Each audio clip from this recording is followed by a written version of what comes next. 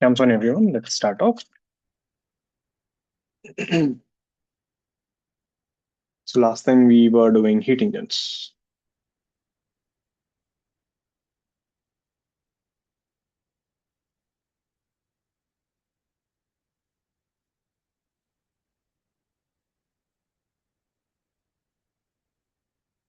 Perfect.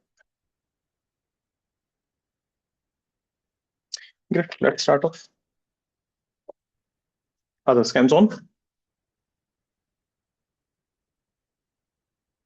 The next thing, entropy. Now, unlike chemistry, right, we really don't have it in too much detail.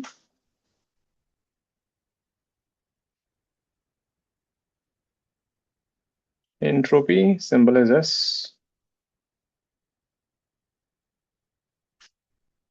It's a parameter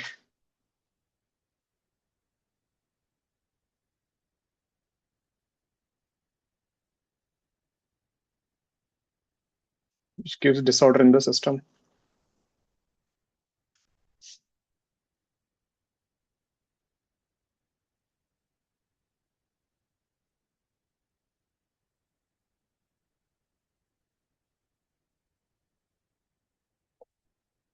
So the formula for this thing, ds, the small change in entropy, is dq by capital T. That's a straightforward formula. You integrate this, integral ds will give you integral dq by capital T. So that will give you the change in entropy.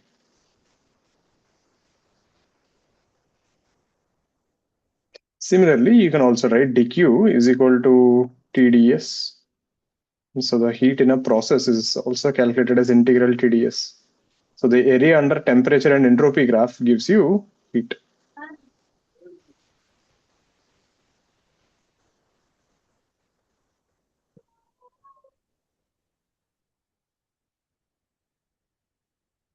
There, you should remember these two. In physics, we only have this much.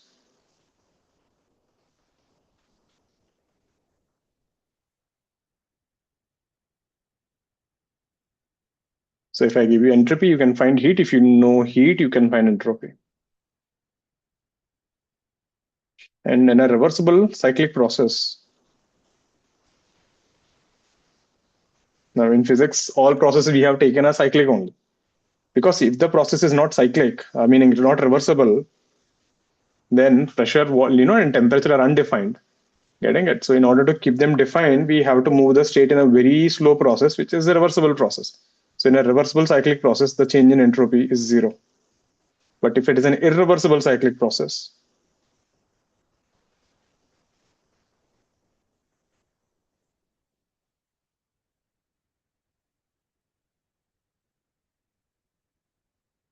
the entropy is greater than zero.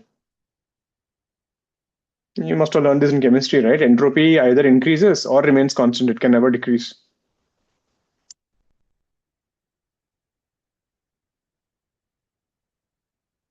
So if you have a temperature, there's entropy graph. This is the area under the curve. All clear with this?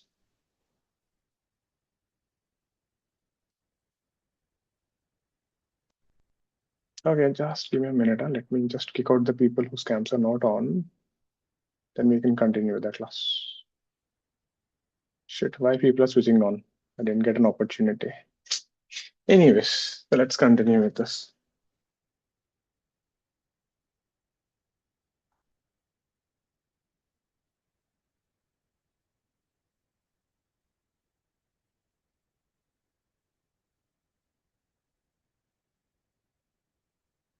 In a certain process, Q is equal to KT.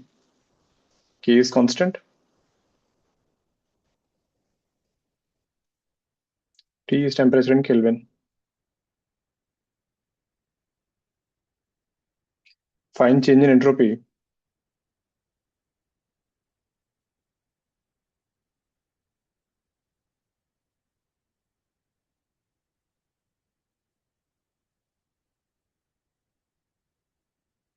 When temperature goes from 100 degrees Celsius to 200 degrees Celsius. Get this? Easy one. Just give it a try.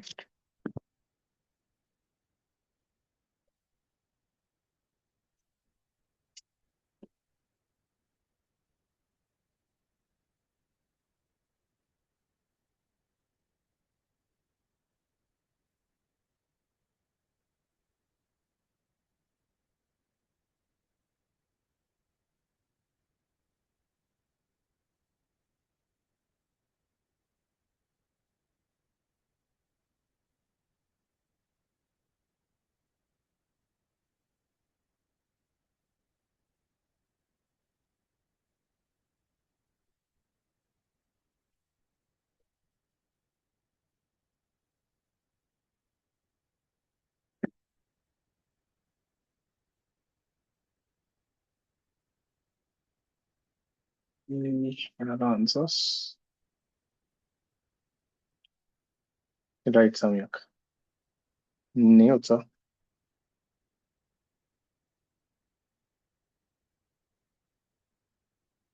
Arya fell into the trap. What, sir? I had dug a trap, you went and jumped inside.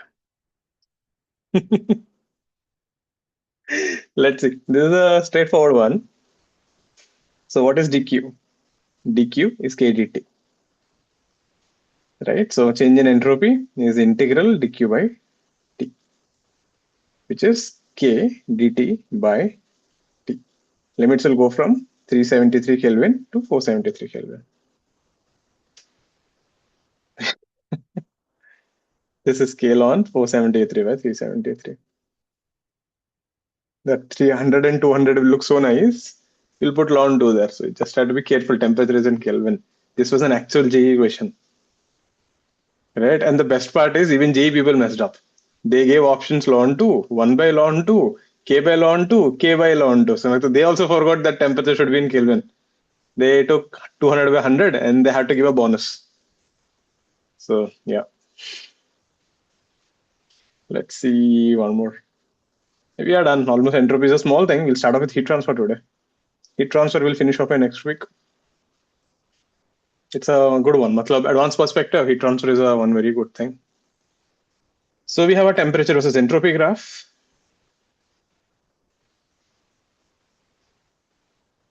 So we have a cyclic process. This is a S naught to S naught, T naught to T naught. This was A, B, C. So it's just going like this. Find the efficiency of the cycle.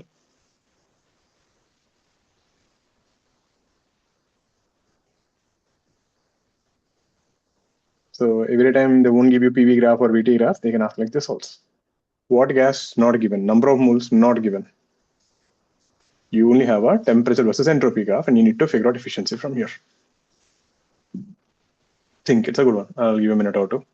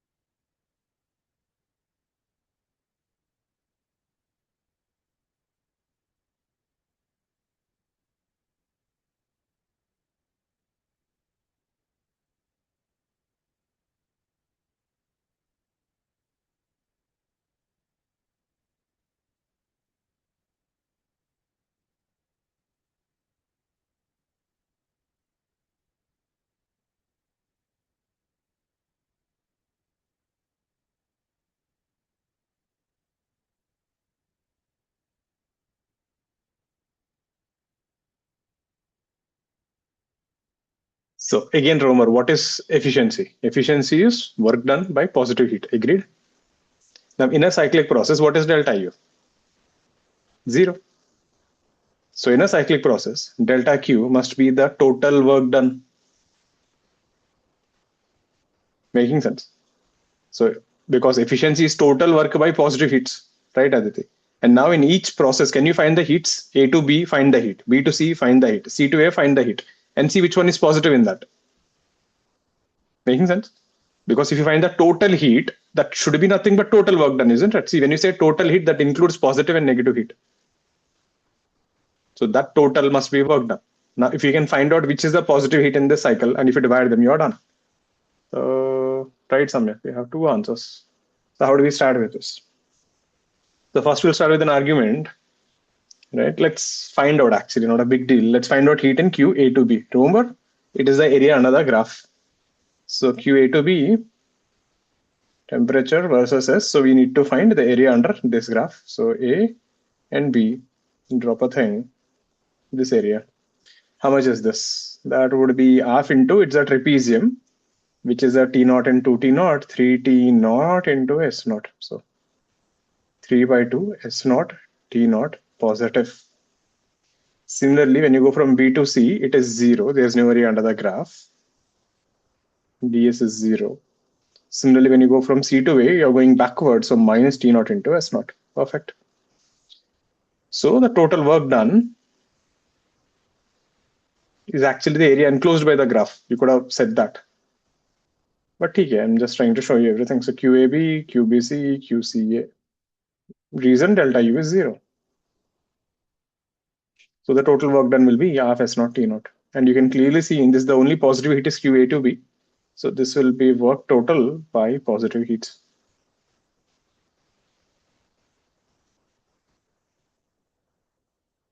Half S naught T naught by 3 by 2 S naught T naught. 1/3 is the efficiency. Clear? Right, Utsa. All clear with this. So this is how you can figure out the efficiency only from the heats. Any doubts on this?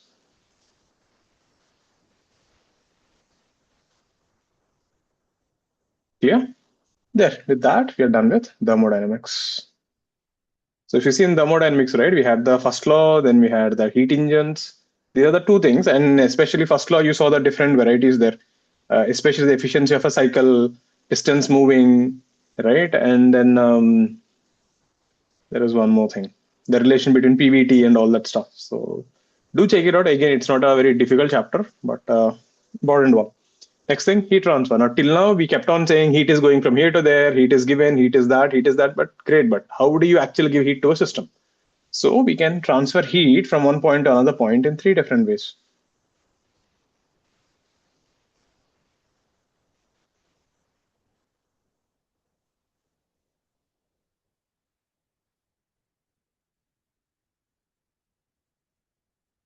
You studied this in school: conduction, convection, and radiation. Now, in our portion, we have conduction and radiation.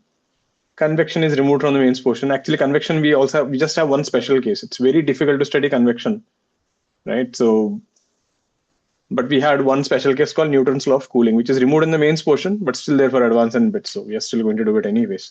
So conduction, radiation. Radiation is especially important for advanced perspective. And convection.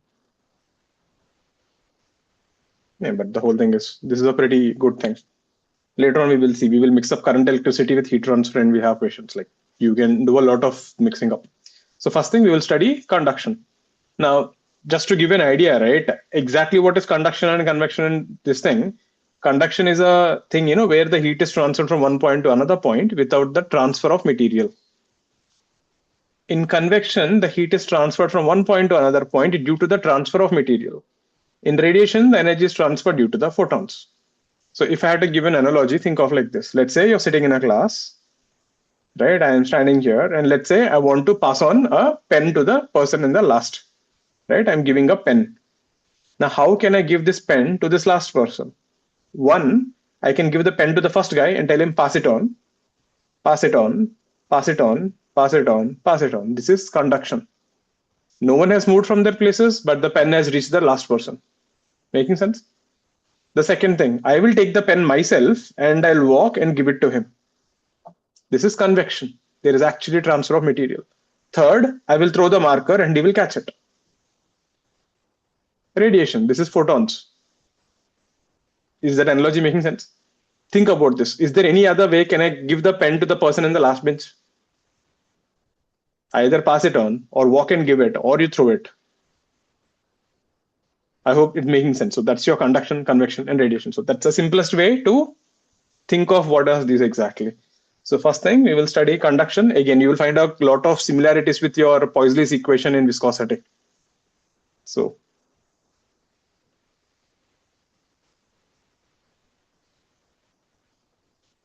what happens in conduction? The heat is transferred from one point to another point.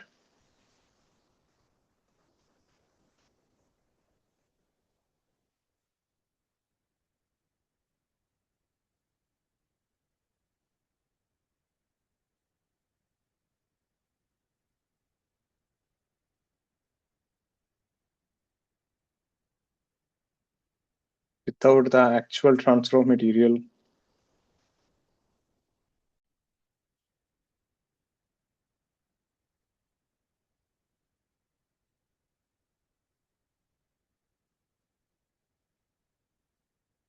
So how does this energy actually move? This moves because of molecular collisions.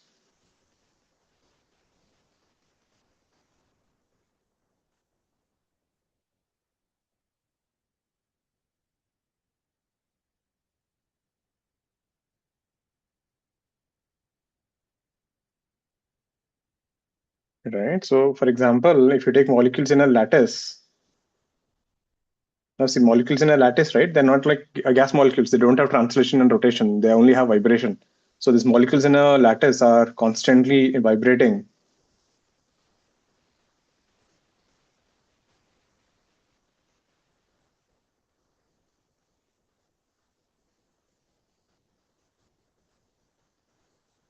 Chalo, focus everyone, listen.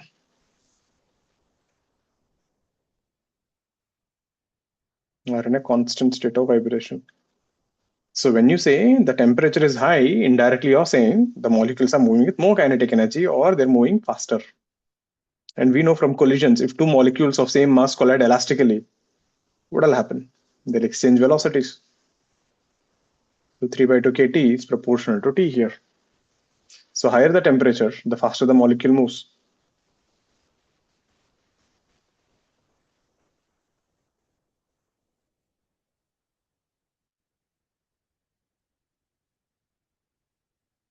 So if you have two molecules, let's say this guy is going with V1 and this guy is going with V2. And if V1 is greater than V2 and after collision,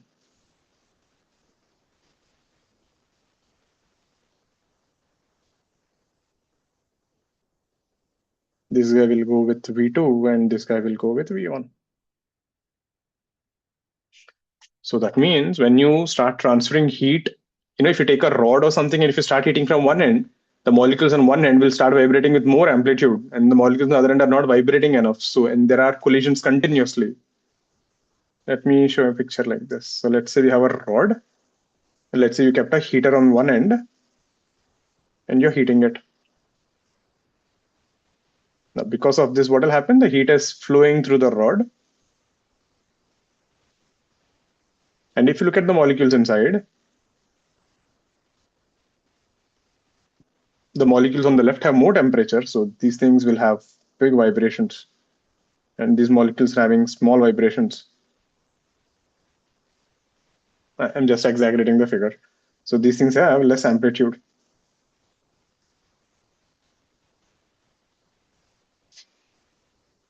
So the molecules on the left collide with the molecules on the right, and the molecules on the right will gain energy. And that's now say now we will say you have more temperature. That means the molecules on the left will actually cool down. But because of the heater, again you'll gain energy, and the molecules on the left will again become move faster, and this will just keep on happening. So you can just take a spoon, right, put it on a stove, and just catch the other end. Just 20 seconds, your hands will burn. So it won't take much time also. Molecules on the left collide.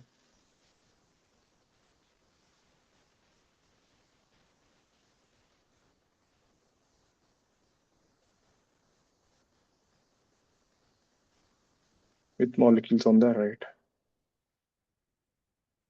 transferring energy. So basically, this is what is happening in a conduction.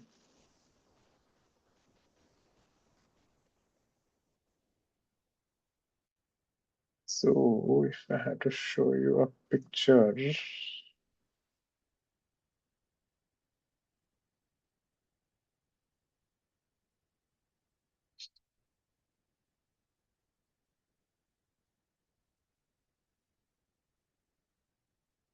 is that conduction radiation.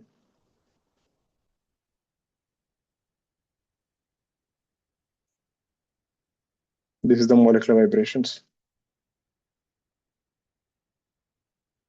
In this case, the heat is going from right to left.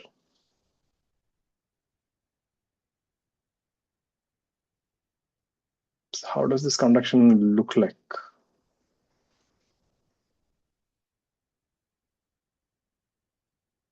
Let's see this.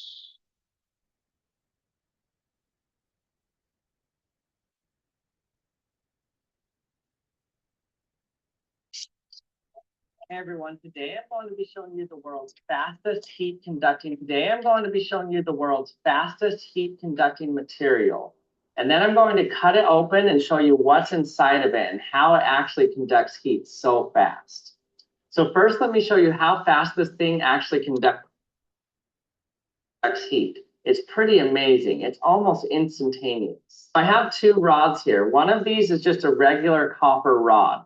Now, copper has a very high thermal conductivity. It's one of the fastest conducting metals there is. And because electrical conductivity and thermal conductivity are related to each other, that's why you see a lot of wires made out of copper, because it can also transfer electricity easily.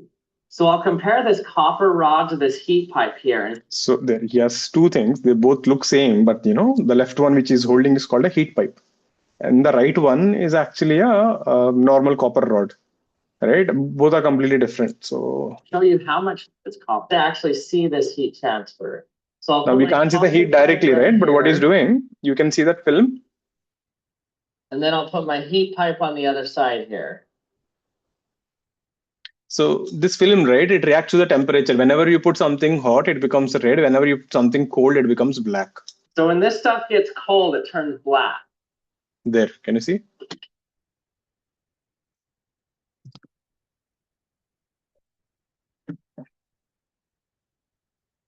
So we should be able to easily see the heat transfer from the pipe to the ice when I stick ice on both the copper pipe and the heat pipe.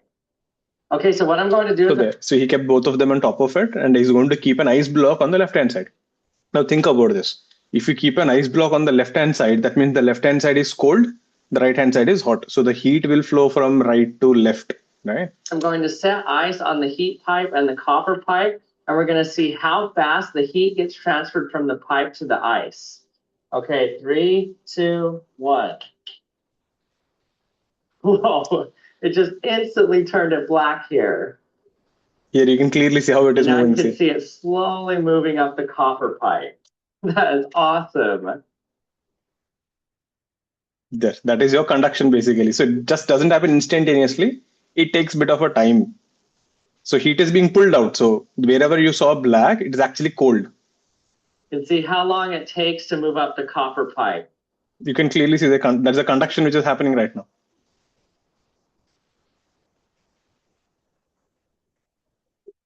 All right. Okay. He is doing the reverse now. Okay. Now he heated both the rods and he kept it under the paper. Now you can see it is pretty, red and all.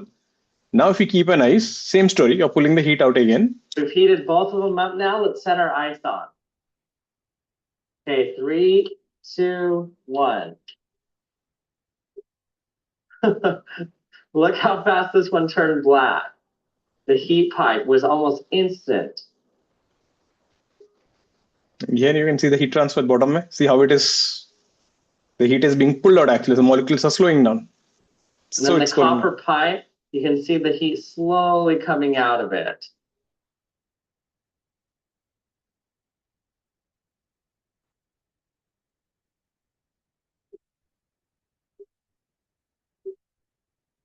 So what's really neat with this connect. So what is the difference actually? What is happening with this? I'll post the video, you can check it out. But why this for rod? Now there is something here. This is not actually a complete solid rod. It is actually a hollow rod. It can actually faster than a copper can transfer heat at around kilowatts. He's cutting it open. Copper pipe. But let's look closer and see what we can see in here. Split open the end. If you cut it, actually, it is like this inside. It is actually a hollow copper pipe. But there's a catch. It is just not hollow. They actually put something inside which makes this happen. So let's see what they actually do. It's a pretty good idea there. So that's a heat pipe, actually. That's pretty fast. So what is actually happening in a heat pipe? So what is happening in a heat pipe, right? What they do, they take a hollow copper pipe, right? You seal it on one side. Then you put a little drop of water inside.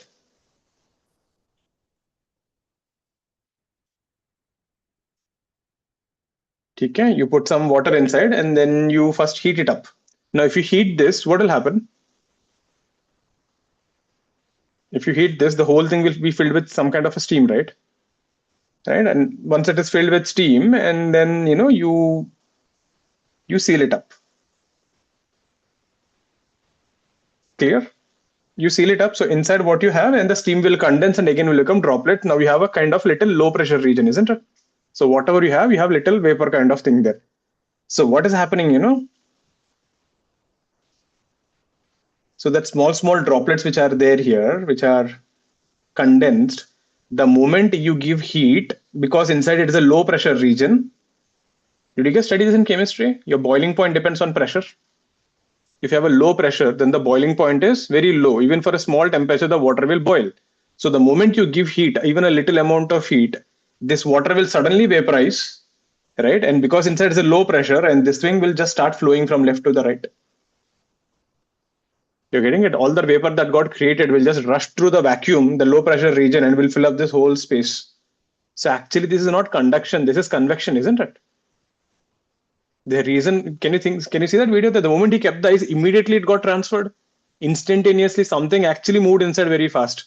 So this is not happening due to collisions or something. This is actually happening because of that the water molecules which are inside will vaporize suddenly and they'll just rush through to the other side because there's a vacuum. It almost instantaneously goes to the other side. And so the heat transfers pretty fast. Clear with this? Right, the copper rod cool down faster. Nahi re Trishi, that heat pipe only cooled down faster. That thing became black. Na? See, whoever became black first cooled down faster, isn't it? Nahi? You got confused there with the video. I'll post it again, but check kar lo. The heat pipe only got cooled down faster. Clear? So in this case, convection is faster, basically because you're literally moving, it's happening faster. Whereas in a copper rod, the molecules have to collide and then they have to move. But yeah, that could be a pretty good question actually. So it's called a heat pipe. So whenever you want to transfer heat something pretty fast, you do that. So where do we use such kind of conduction and everything? You're actually using one in your computer. Did you ever see this thing? Your CPU or something, you have a fan on top of a processor. That's your cooling fan. Or even if you take your laptop, right? Laptop ka side mein, if you put your hand, you can see some hot air being blown out.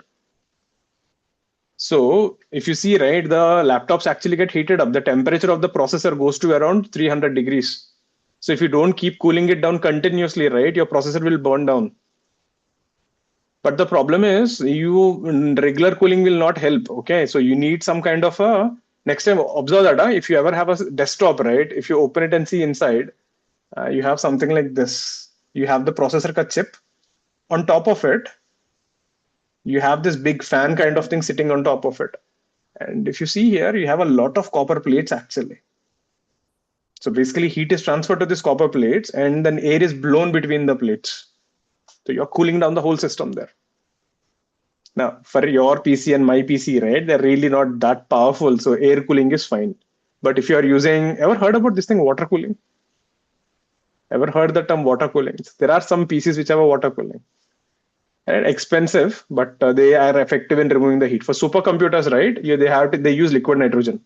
So these copper plates which are there, they literally pour liquid nitrogen in order to cool them down. So one of the biggest problem of running a supercomputer, right, is the heat. So currently, people are jumping AI and AI. What people are not realizing is it's not the AI companies that are making money. It is the companies, who are building the infrastructure for AI, they are making money. Right? So there are companies, which are making this heat exchangers and everything, they are actually becoming quite profitable. So things go like that. So they actually use liquid nitrogen to cool supercomputers because their processing power rate, they generate so much heat. So it's like that. This old PCs now, I'm sure you guys must not be knowing this. This is long back, even 2002, 2003. That time even I was in school. We used to have Pentium processors called P1 processor, P2, P3, P4. Uske baad we got dual core. Then we got core to duo, right? And after that we got quad core, and then we got core i3, core i5, core i7. So currently we are using that core i3, core i5, core i7, something of this sort. So this is how the thing whole went thing. This P2 and P3 processors, right? If you switch off the fan for 5 seconds, they'll catch fire. They literally catch fire in your laptop or desktop. You just need to switch off the fan for 5 minutes, 5 seconds. Then they came up with a better idea, P3, P4. If by chance your fan switches off, you get an error message, system overheated and gets shut down. Right? Even same thing with the dual core and core to duo, right? These things, all these things, if you just switch off the fan, it'll just take around 5 to 8 seconds to shut down the system. So it's a safety mechanism so that the chip doesn't burn. Shaunak, you have a cat on top of your thing, right? You have a pet cat? Oh, Yes, sir. okay, her pet, then it is fine. I thought some kind of intruder.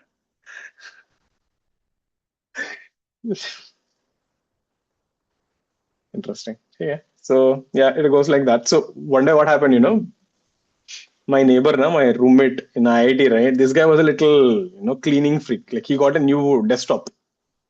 And he fell in love with his desktop as usual. Whenever you buy something, right, you treat it like a kid for the first few weeks or something. So this guy was going crazy, huh? Oh, laptop mein dust nahi hona chahiye. It's not a laptop, desktop. So desktop mein dust nahi hona chahiye. That, this. Literally every week he used to open the whole desktop, clean it up and put it back. Right? One other thing we used to do. So one day this guy has gone crazy. I think after a month or something, he's like, I'm going to clean. My system has slowed down. He opened the whole thing. And this time, right, he opened up the fan and processor also.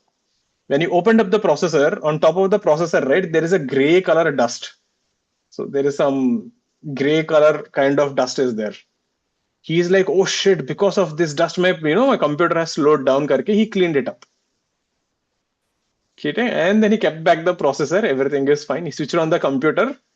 He got an error message, system overheated and shut down. All right, he tried once or twice. Right, Arya. Then he started worrying. Arya, system shut down. Something happened. He called me. I went and saw. I didn't understand because even I was new. I asked him, what did you do? Sab wire, sab theek tha. Ho gaya.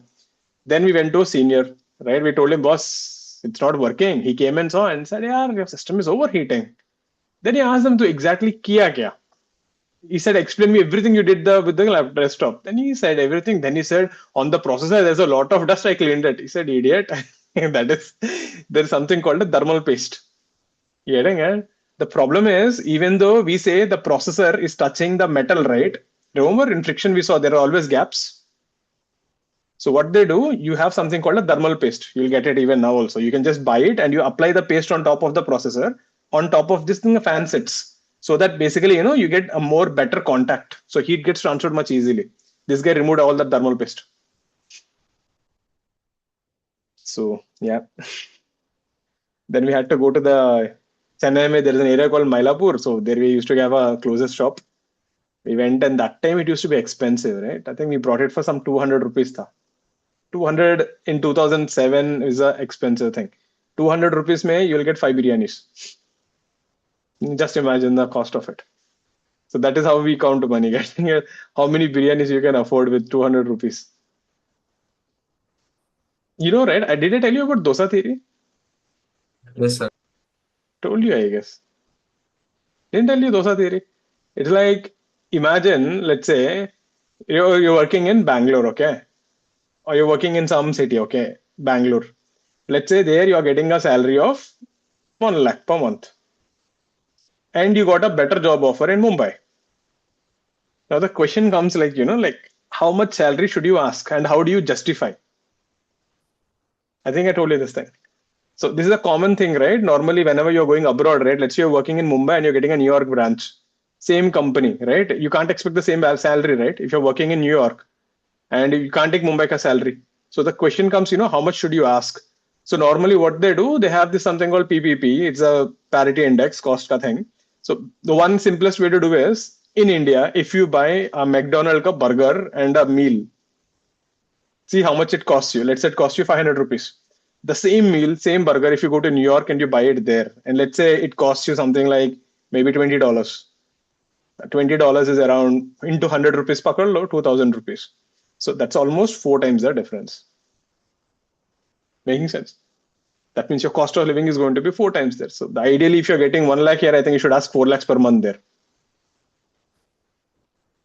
Making sense? So because international, we say McDonald's, India maybe call it dosa theory. Idea is the same. So with your salary, how many dosas you can buy in Bangalore? So for 1 lakh rupees, let's say you go to Sarvana Bhavan there, and let's say each dosa is 250 rupees. So you can buy how many dosas? 400 dosas? So if you come to Mumbai and Mumbai mein dosa ka cost is 300 rupees. So you can buy only 333 dosas. So to get the same number of dosas, you have to increase your salary. That should be a new salary in Mumbai. It doesn't work perfectly, but yeah, at least you have something to relate to, right? Instead of giving some random numbers. So if they ask you in an interview, right, why should you give so much? And this is how you explain them. Anyway, next time when you open the PC, make sure not to remove any thermal paste. Be careful. Now, so when you take this heat transfer thing, right, we define something called steady state. This is the second time you're hearing this word. First time we saw in fluid mechanics. Again, you will hear this word in current electricity. So what is steady state? So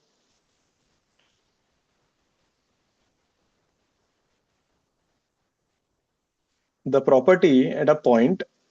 Now, when you say property, right, this property can be anything. It could be temperature. It could be velocity. If you remember in fluid mechanics, it's velocity. It could be, your voltage, current, any particular property. So if this property does not change with time, but different positions can have different values.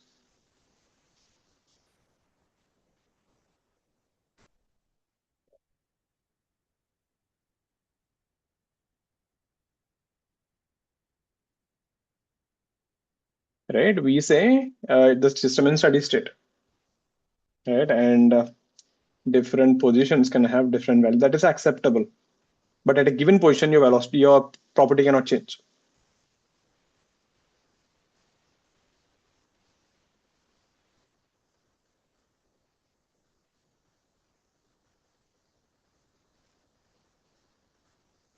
So just to give an example, if you remember in a streamline flow, or you can just take a road.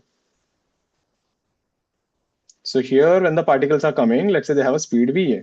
Here, when you have VB, here you have VC. So if you take a streamline, the velocity at a given position is constant. This is the steady flow. Streamline or steady flow.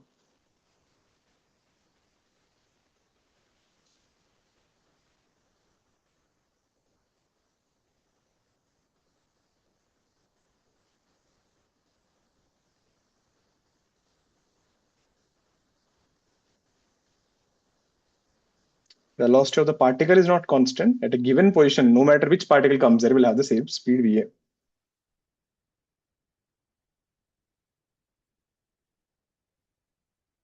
Later on, we will see, even circuits actually. Let's say we have a resistor, we have a resistor, we have a resistor. Let's say maybe in this thing, the current is 1 ampere. Maybe here the voltage is 10, and maybe here the voltage is 15, right? And maybe the current here is 2 ampere. So if the current in the branches and the voltage at the nodes is constant, we say the circuit is in steady state. So in that branch, no matter how long you wait, it is always 1 ampere. And the voltages at the nodes, so this is the voltage.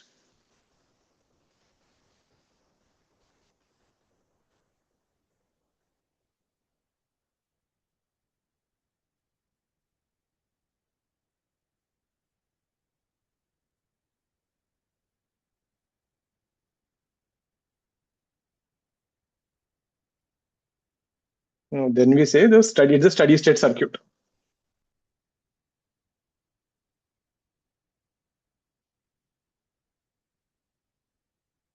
quite a useful thing when we do current electricity and we have something called electromagnetic induction. Same way, when you do the heat transfer, right, something similar happens here. So if you take a rod and start heating, suddenly the temperatures won't change. So let's say we have a rod, 0 degrees, 0 degrees, 0 degrees, 0 degrees, and 0 degrees. And you brought a heater and you started heating it. Now, because of the heater, the temperature will rise. So this is how the picture would look.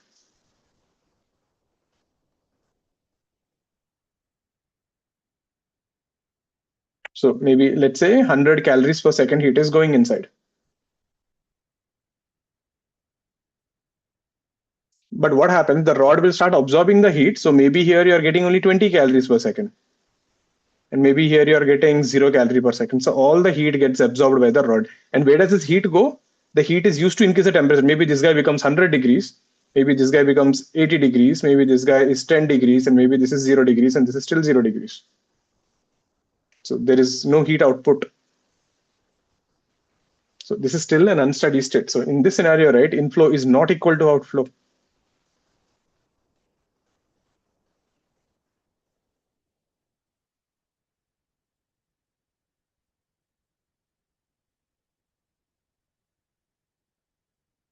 Heat is absorbed by the rod.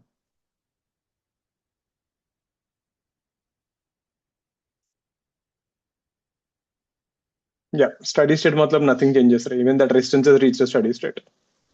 Right? And then if you continue like this, eventually, right, you will reach a kind of a steady state where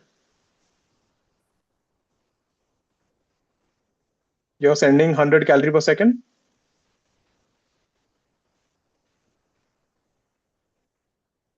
100 calories flowing, 100 calorie comes out. So whatever you're sending, everything has coming out.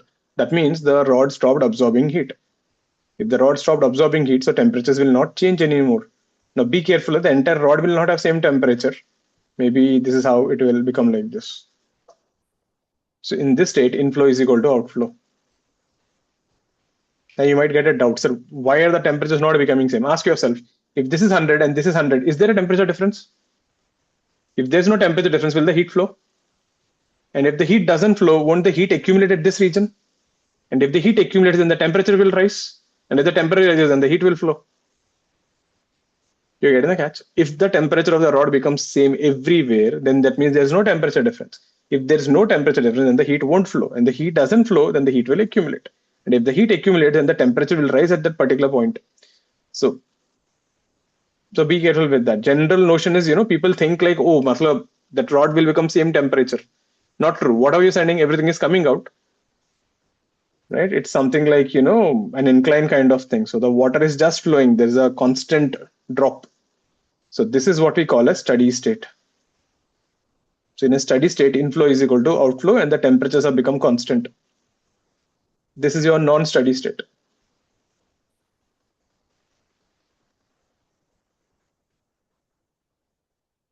Clear with this? Now, in our portion, we will be studying primarily only steady state.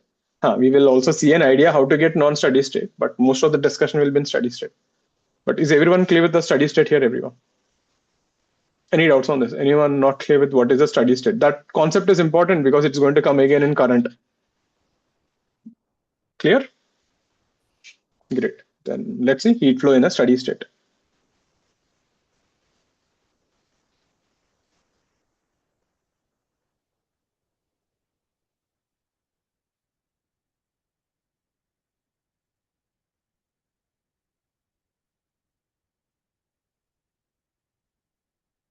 So consider a cylinder of length L and area of cross section A.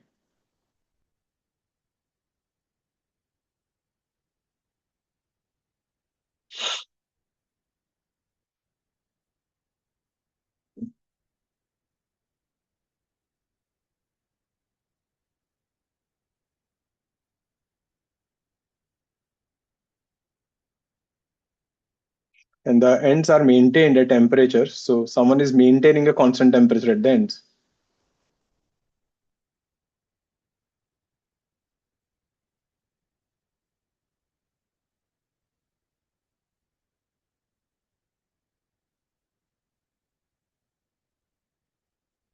So if you have a cylinder,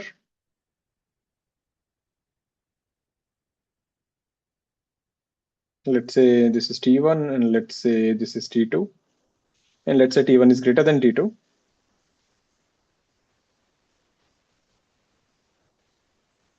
The heat will flow from left to right.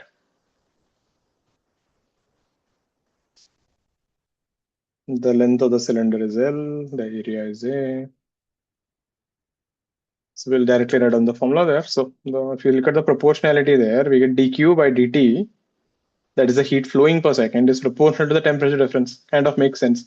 More temperature difference, more heat will flow. dq by dt proportional to area, more heat will flow. And dq by dt is also proportional to 1 by L. The longer the rod, more difficult for the heat to flow. Now if you combine all this, we get dq by dt is equal to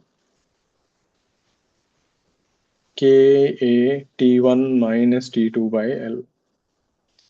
But we know delta T is given by T2 minus T1 because delta T ka definition is final minus initial. So if you substitute here, you end up with dq by dt is equal to minus Ka delta T by L. Both are same. You can say initial minus final, or you can use this. I would mostly use the first one most of the time. There, this is your heat flow in steady state. So this is valid only for steady state.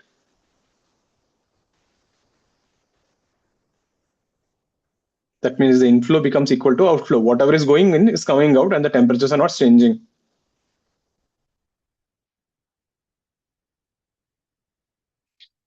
And we can also get a differential form of this. So dq by dt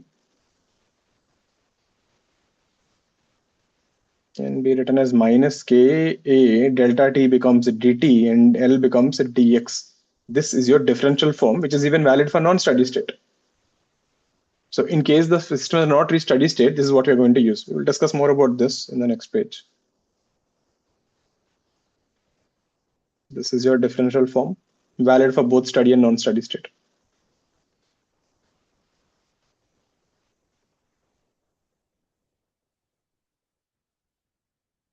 You can put down these things. So basically, whenever you need to integrate, second one is the main thing. Whenever there's no integration, use the first one. But let's see what each term means again. Let's put them down in a more proper format. But you can put down the things in the red box. That's it. We are just going to play with those two formulas today.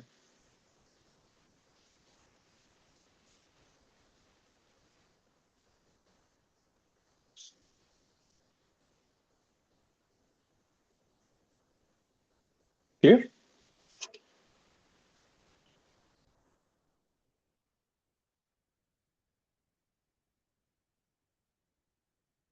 So dq by dt is equal to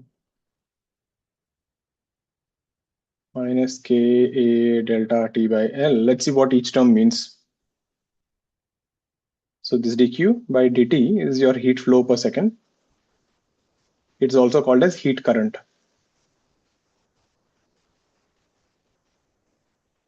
The negative sign indicates heat is flowing from high temperature to low temperature, so the system is cooling down.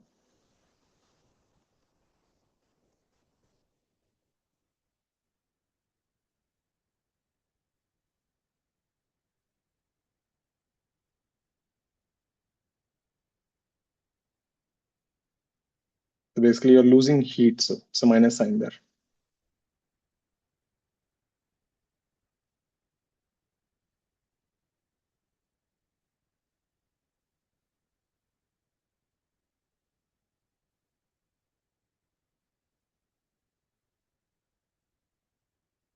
So higher temperature loses heat.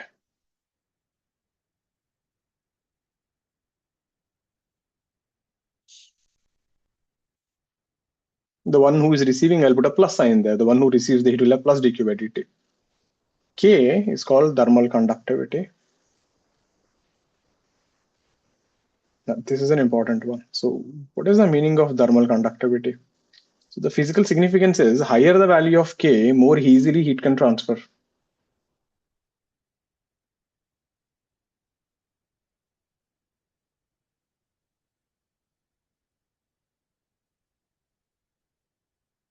So remember this thing, huh? Let's say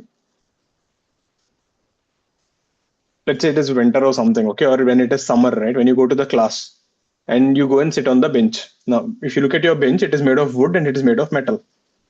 I'm pretty sure you must have felt it. When you entered the room, let's say the room ka temperature is 16 degrees, right? When you go and sit in that room, technically speaking, the wood ka temperature is 16 degrees. Metal ka temperature is also 16 degrees. But when you touch the rod, it feels more cold than the wood, isn't it? Wood and metal at 16 degrees, the metal will feel more cold than the wood. Ever noticed that?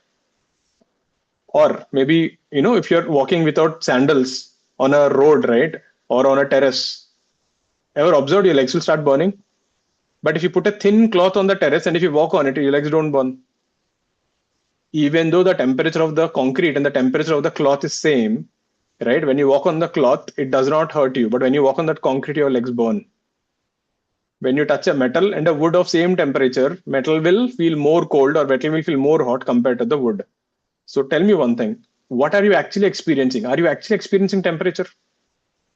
If humans actually experience temperature, you should feel a 20-degree rod and a 20-degree metal both should feel the same way. But for some reason, metal feels more cold or more hot than the wood, isn't it? So what is exactly happening? When you take your finger, right, and you touch a metal, you know what you're doing? The molecules of the metal are vibrating more rapidly. When these molecules collide with your finger molecules, the energy is getting transferred. Because the metals have more conductivity, they transfer more heat per second compared to the wood. So what you're experiencing is not temperature, but you're experiencing heat flow per second.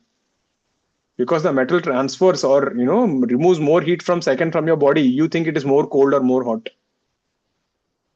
Is that making sense? That is the reason wood will feel normal. Did you ever notice this thing in winters, right? Or somewhere, if you have a wooden flooring and if you have a normal tiles won't they feel cold? But the wooden flooring will not feel that cold, isn't it? Same reason, because the wood ka conductivity is less, you will feel the heat is not transferring that fast. Is that making sense? Everyone? Others, keep your cams on. So if I have to give an analogy, right, think of like this. So what is the difference between specific heat capacity and conductivity then?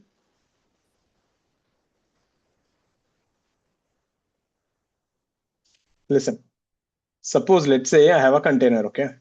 And I have a big container and a small container.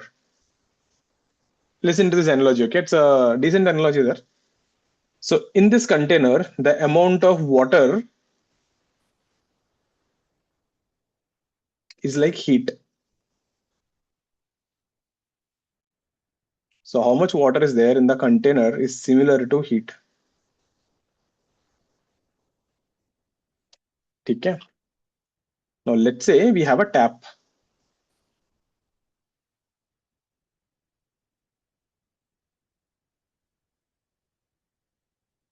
Now tell me one thing, if you have two identical taps, which container is more difficult to fill or which container will take more time to fill? The big one. So here the area of cross section is similar to specific heat capacity. The more the specific heat capacity, more difficult to fill the container. So more the area, more difficult to fill up the water. The height of the water is similar to temperature. The more height you are, the more temperature you have. Are you getting the analogy there? Water flows from where to where? Higher to lower level. Temperature flows from higher to lower temperature. Water does not flow from more water to less water. It flows from higher height to lower height. So where will conductivity come here? The conductivity is the tap. If you have a more conductivity, the bigger the tap. So imagine you have two identical buckets, but you're using a big tap here and you're using a small tap here. So conductivity will tell you how much water is coming out of the tap per second. The one with the bigger tap will fill up the bucket faster, isn't it? Are you guys getting this analogy there? How to compare, the liquid with the water and heat here? So how much water you have in the bucket is similar to how much heat you have. The specific heat capacity is like area of cross section. Bigger the area of cross section, more difficult to increase the water level. The height of the water level is similar to temperature. The size of the tap is similar to the conductivity. The bigger the conductivity, the tap will give you water faster. Are you guys able to get this analogy here? All sure with this? That is one way to think of it, right? So for conductors,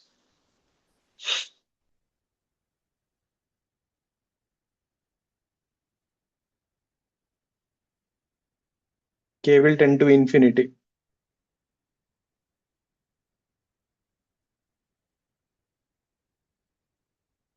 For insulators, K tends to 0.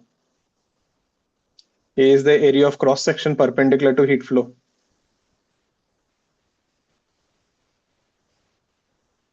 But this is important. Most people will say, area, but which area are you talking about? You cannot take whatever area you want. It is a perpendicular to heat flow.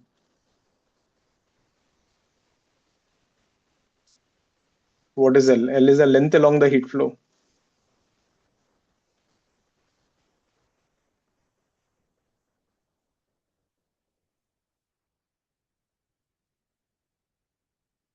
And the differential form dq by dt is minus ka dt by dx.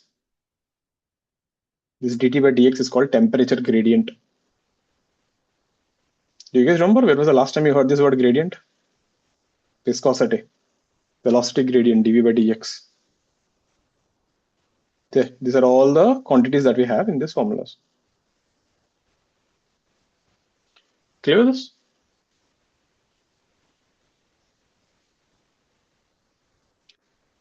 Any doubt so far? Clear na, Advait? Advait? Advait? Are you there? I can't see you, Advait. Okay. Clear na? Yashvi? Utsa? Pratyasha? Perfect. Then comparison with Ohm's law. Just like we did in Poiseuille's equation, we can do something similar here. And you will see the problems will look quite similar to Poiseuille's equation.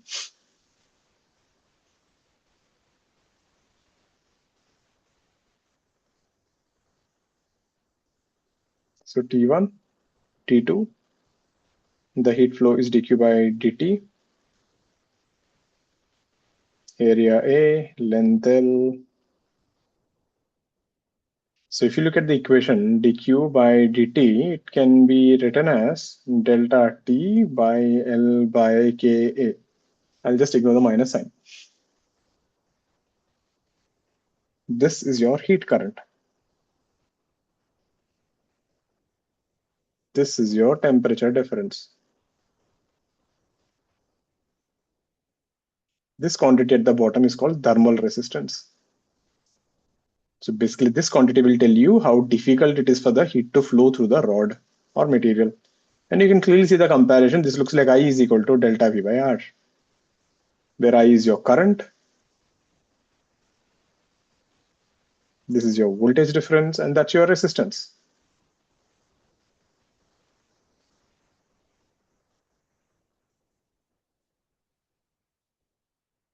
Since mathematically they look identical, you can always replace a rod.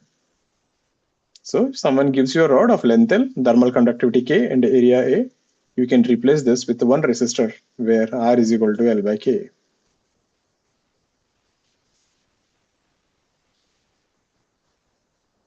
There, that's it. So then series, parallel, everything will come again. And then all the type of questions we have done in Poiseuille's equation, you can repeat them. All clear with this? So then let's see. So first thing, what is series exactly? When do you say two rods are in series? If they have same current or same heat flow. So two resistors are in series if they have same current.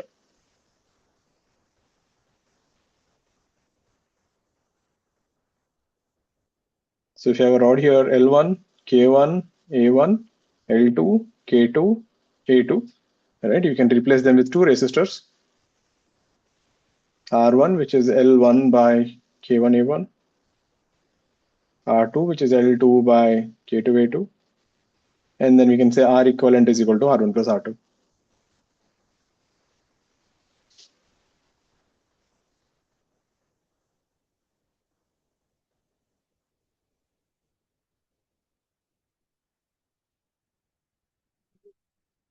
parallel, same temperature difference.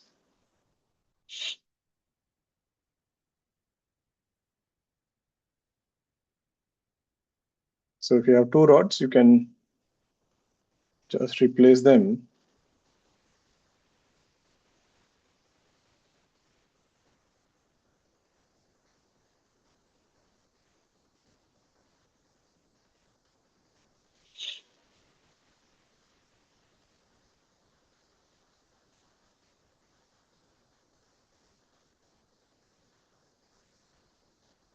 Standard stuff.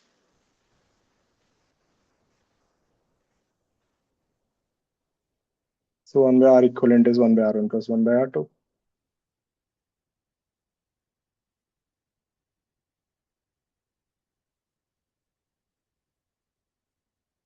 Then comes your Wheatstone bridge. Hope you guys remember this.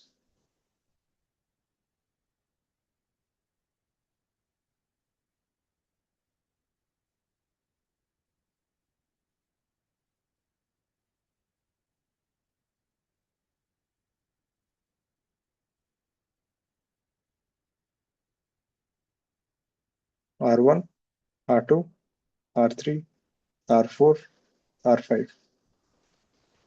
If R1 by R2 becomes equal to R3 by R4, then you can remove R5.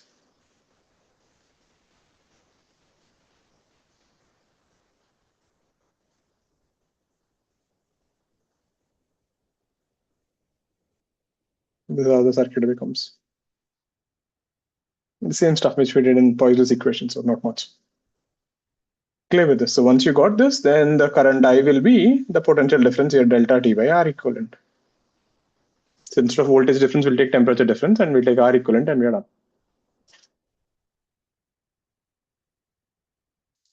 All clear with this? Let's see one question and I'll give you a break.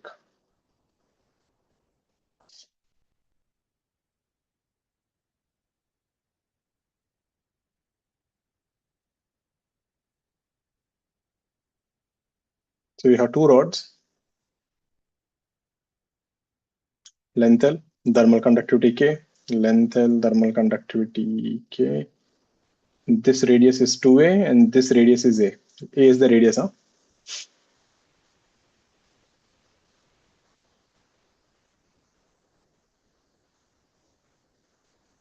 This side is 2T naught and this side is T naught. And this is the interface. If it's in Poiseuille's equation, I give you pressure 2P naught and P naught. Find heat for a second, find R thermal.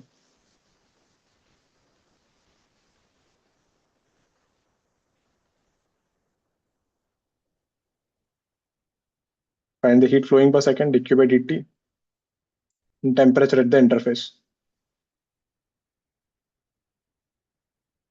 Let's get this.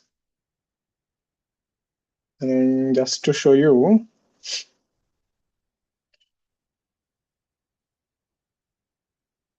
exact same question, say.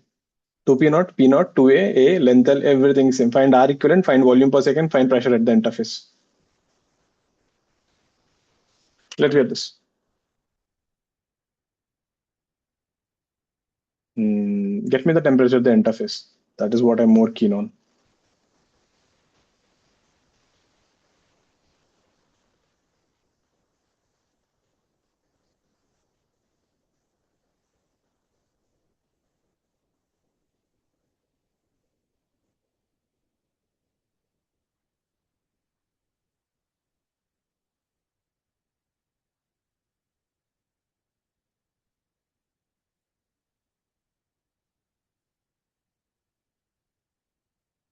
Hmm. Yeah. Just type the temperature at the interface. Remaining all is fine.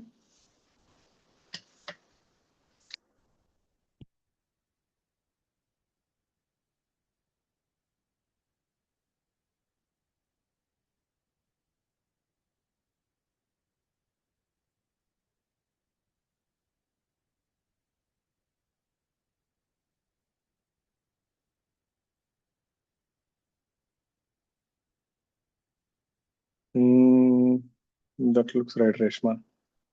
Right, Arya. Nee, Samyak.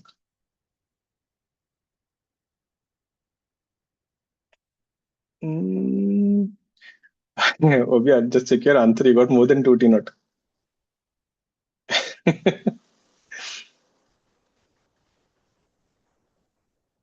Let's see.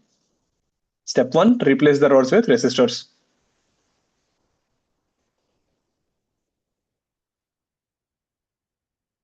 So this one will be R1. What is the formula? L by Ka. Be careful. So L by K, area is pi into 2a ka square. For simplicity, let's call this R. Then this will be R2, which is L by K pi a square. So this should be 4R. So R thermal will be R1 plus R2, which is 5R, where R is L by 4K pi a square. Done. Next thing. Current I will be delta T by R equivalent, which is 5R. That is also done. Perfect. This will be 2T naught. This will be T naught. Let this be X. Now, I already know the current. I can do that, but I will play like this also. I is nothing but the current across the resistor. What is the current across the resistor? Potential difference by resistance, which is 2T naught minus X by R. It is the same current which is flowing in the second resistor. The potential difference is X minus T naught by R2, which is 4R. RR will cancel. This will be 8T naught minus 4X is equal to X minus T naught. X is equal to 9T naught by 5. Check.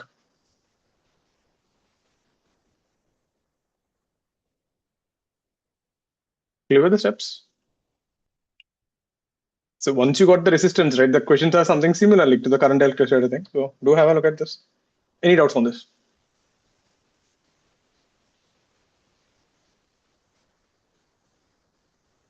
Clear? Srihari, Vanshika, clear? Trishi, got this? Clear? Take a break, come back by 9:45. We'll continue from here. Any doubts so far? Chalo, come back by 9:40.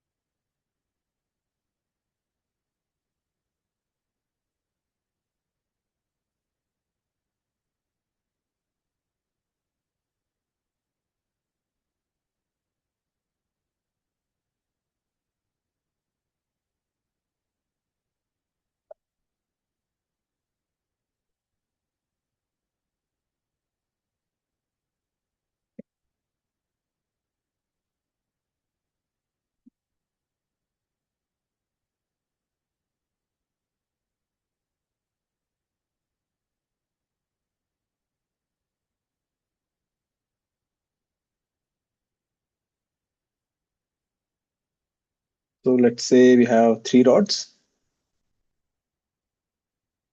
This is 12 K A.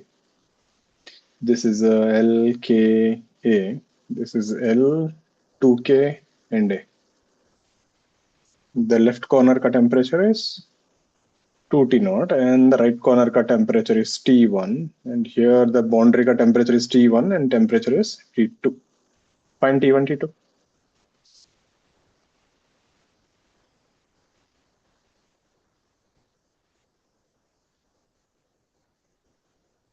Find the equivalent thermal conductivity.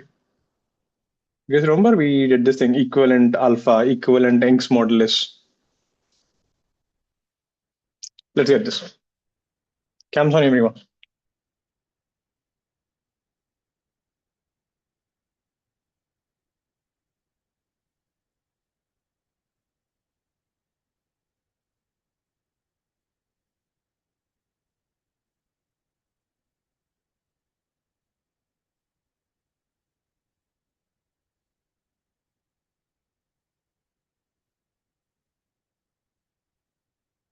Try, got 2 minutes. Easy one.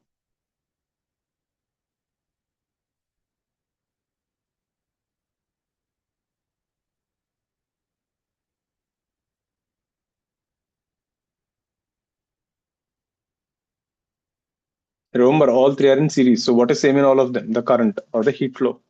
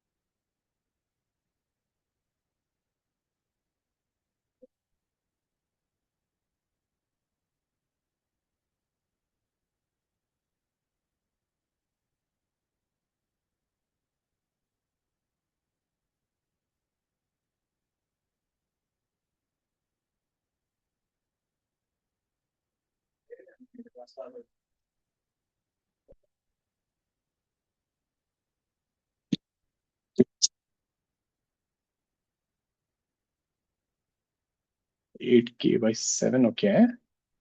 That looks right. What about the temperatures? Chalo, everyone should try. Shaunak answers. Shreyan, Shaurya, Advait answers. Hurry. Try. Step 1, replace them with the resistors.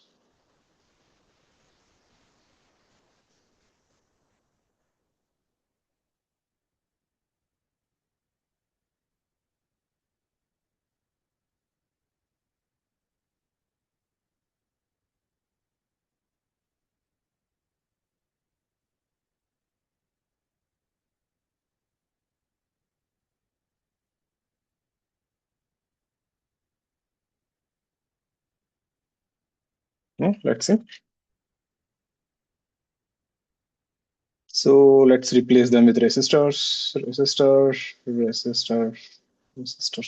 For simplicity, let's call R is equal to L by Ka. And this guy will be 2R because 2L by Ka. This will be R and this will be R by 2. So from here we can clearly see R equivalent will be 2R plus R, 3R, 3R plus R by 2, 7R by 2. So that means the current I will be 2T naught minus T naught by 7R by 2. That is 2T naught by 7R. So this is the current which is flowing in this thing here. So this is 2T naught, T1, T2, and T naught. And the current is I, and I. So for the first resistor, what I can do, I can say I is nothing but 2T naught minus T1 by 2R. But I ka value we already know from the whole branch, which is 2T naught by 7R. RR will cancel. Then you end up with 14 T naught. 71 is equal to 40 naught. So T1 will be 10 by 70 naught. Check. Looks like most of you got it. Right, Samyak. Right, Utsa. Right, Ovia. Right, Arya. Ishman, right. Aditi. Yep. That is fine. Then same thing, I can also do I is equal to T2 minus T naught by R by 2. That is also equal to 2 T naught by 7R. RR will cancel. We end up with 2 T naught by 2 T naught. So that 2 also will cancel actually. So 7 T naught minus 7 T naught is equal to T naught. So T naught is equal to 8 T naught by 7. Check. Hope all got the temperatures. So that is how you handle them. If you have more than 2-3 rods, just find the current and then same logic. Since they're in series, you get that. And how to find the R equivalent? So for the R equivalent, the L equivalent, K equivalent, the idea is what you want to replace this whole thing with one single rod. And if you observe, all have same areas. If by chance you take one area two-way, right, then you can't solve this question. Yeah, that was a discussion, right? So you want to replace this whole thing with one single rod whose length will be 4L, K equivalent, and area is same. So since all areas are same, we can take it to be A. And both should have same resistance. So 2L by Ka plus L by Ka plus L by 2Ka must be equal to 4L by K equivalent. A will cancel, that will cancel. How much is this? 2 by K, 1 by K, 3 by K. 7 by 2K is 4 by K equivalent. K equivalent is 8K by 7. This is the third time you're seeing this equivalent. Equivalent alpha in linear expansion, equivalent Young's modulus in elasticity, equivalent thermal conductivity in heat transfer. Again, you'll see something called equivalent quotient or resistivity in resistance, current electricity. Any doubts on this? All clear with this? It's clear, na, Param? Advay? Next one. This is quite an important model. We already saw this once in this thing. Poiseuille's equation. This will keep popping up 2 more times in capacitors and current electricity. So we have a Y-shaped rod here. A, D, B, and C. This is L, K, A. This is 2L, K, A. This is L, 2K, area.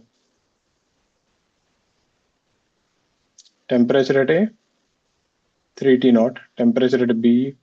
Same question we did in Poiseuille's equation. There it was pressures. Temperature at C is T naught. Find the temperature at the junction D and the heat flow in each rod.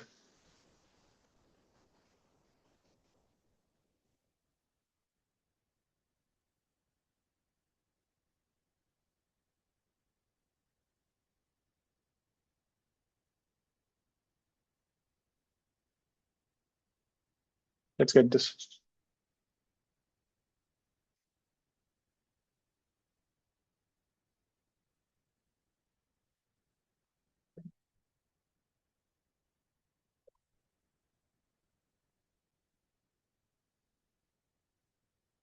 Hope the question was clear. Just give it a try.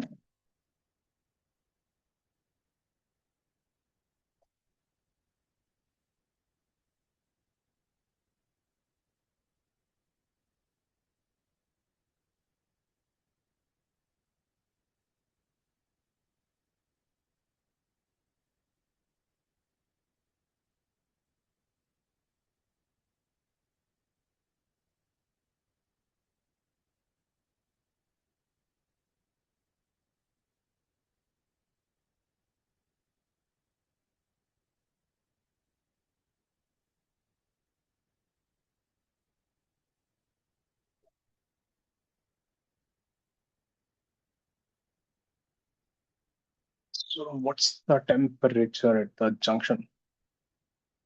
11 T naught by 7. Okay. I don't remember the answer. Anyone else got the 12 T naught by 7? Okay, we have 2 different answers. One is 11 and 12. One of you is wrong. And that looks like Ovia looks right. Aditi also got 12 T naught by 7. You have 2 answers. Try other sign. Find the heat flow in each junction, each rod.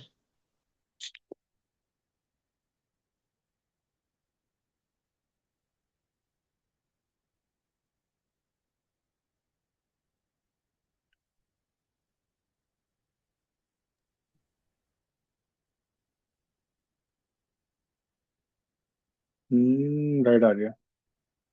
Yeah, I think most of you did get it. So how do we do this? Step The one, heat replace the rods flow with means resistor. dq by dt, yeah. Ah, Okay. heat flow per second, basically, yeah. So replace this with the resistor. I should say heat current, maybe.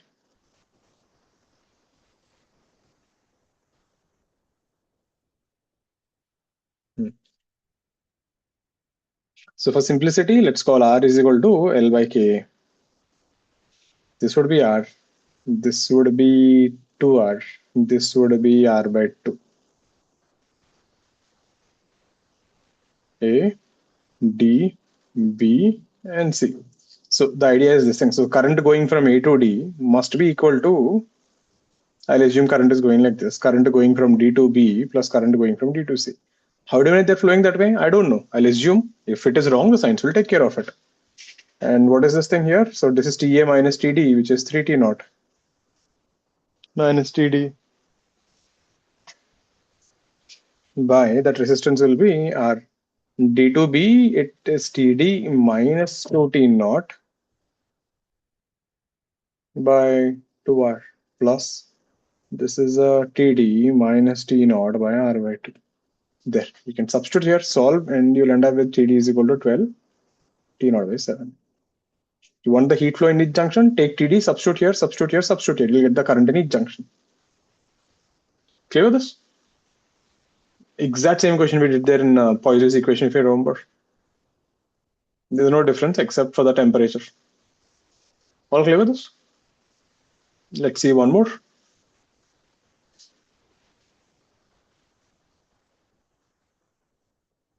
Let's say we have a rod.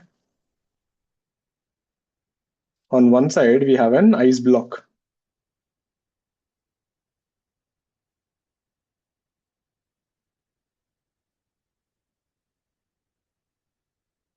On another side, we have boiling water at 100 degrees.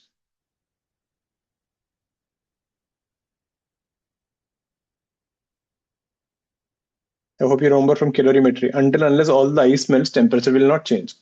And now what you did, so this end is placed in the boiling water, B is placed in the ice. Somewhere here at point P, you kept a heater and you're giving heat here. And because of this, the temperature at point P is maintained at 400 degrees.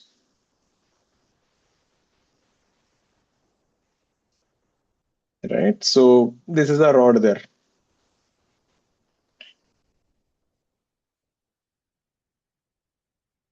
Temperature at P is maintained at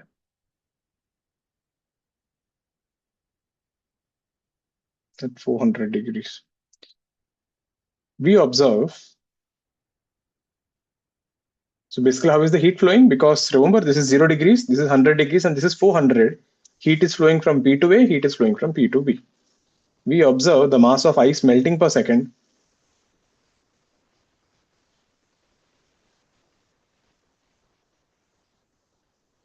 is equal to mass of water vaporizing per second. Now, how much mass, how much water, we don't know that, but they're equal.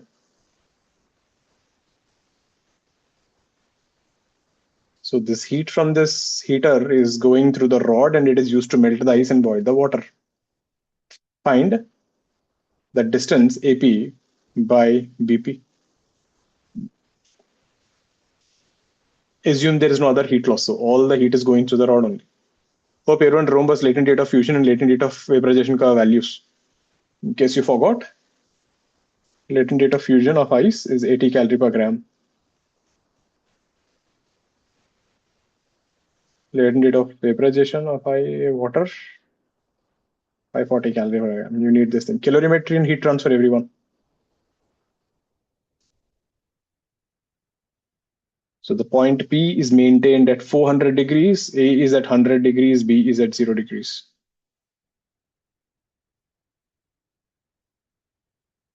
And because of conduction, heat is transferring. In this process, water is vaporizing and ice is melting. Find AP by BP. Anyone didn't understand the question? Please ask. Question is clear. Go ahead. You want a minute or two. Again, all these are just basic questions on that one formula. If you see, there is no integration and anything so far.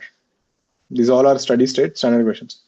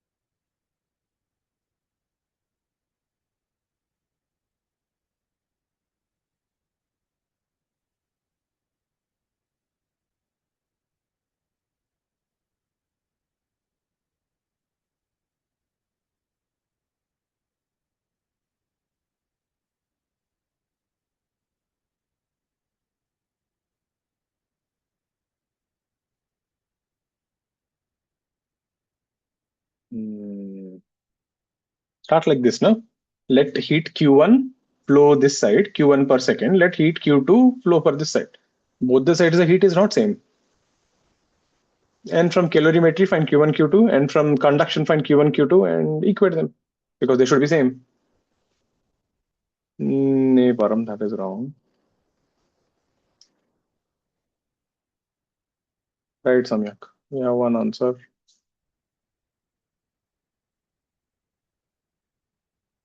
So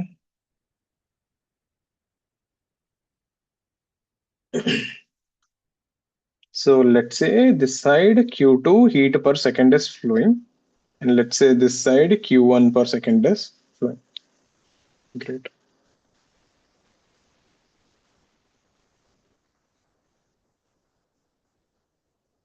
dq2 by dt and dq1 by dt.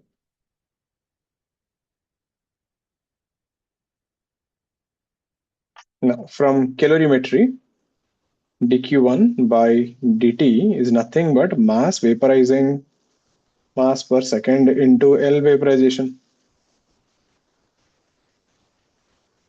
dq by dt is the mass per second into LF. But from conduction, we know dq1 by, so this comes from calorimetry.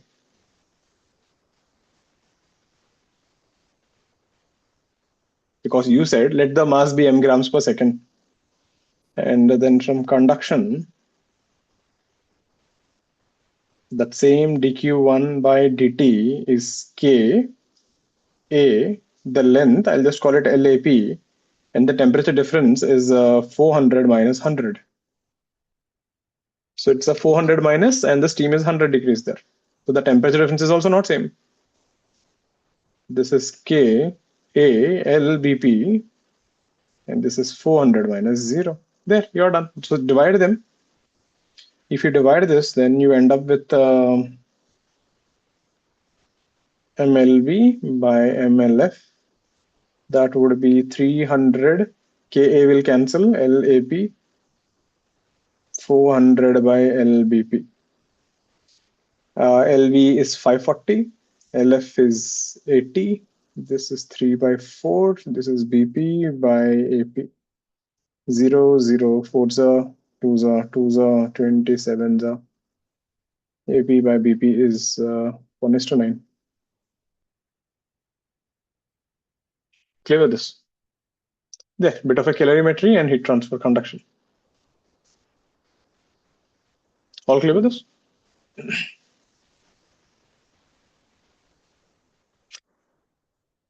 Any doubts on this?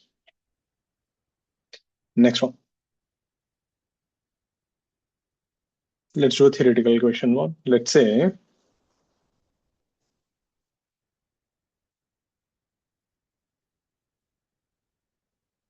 a metal block and a wooden block, same dimensions.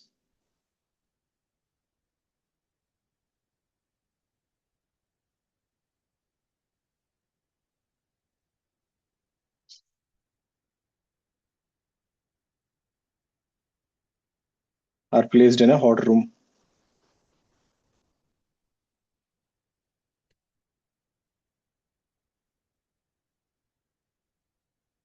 Who has more temperature?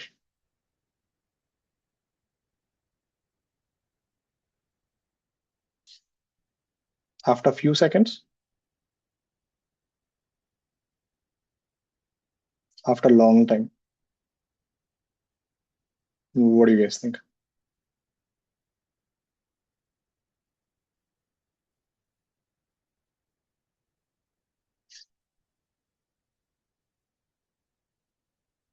You took a metal block and a wooden thing and you kept it in the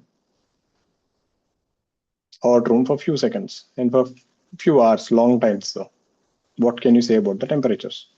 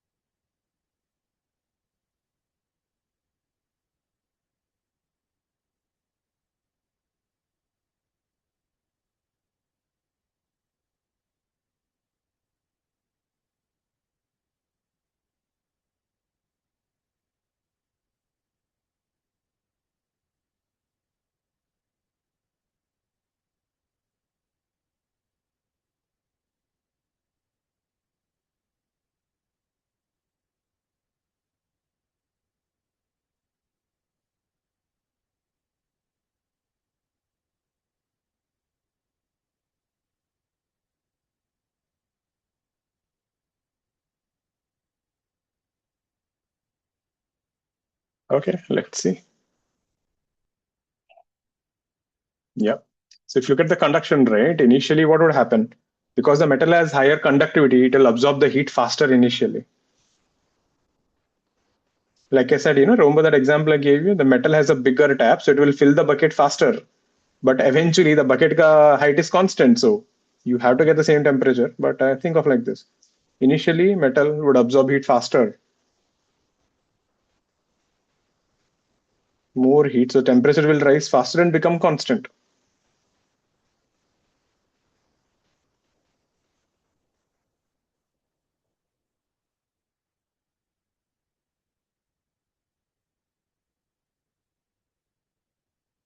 So wood will take little more time, it will absorb aram se. But if you give long enough time, eventually the wood also will reach the temperature of the surrounding. Thermal equilibrium. If you keep two bodies at two different temperatures together, eventually they will reach the same temperature. So this, let's say, is the temperature of the room.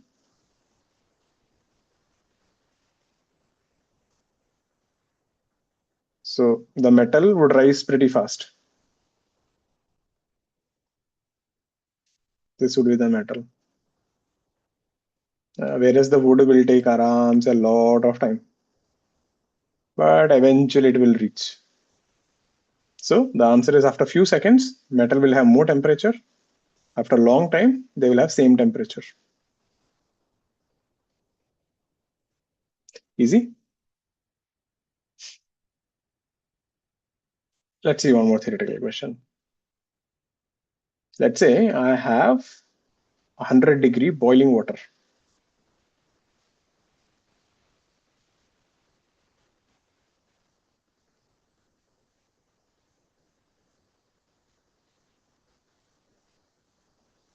Right? So someone kept a heater and you're boiling water continuously. Now what you did, you took a metal container and you placed water inside.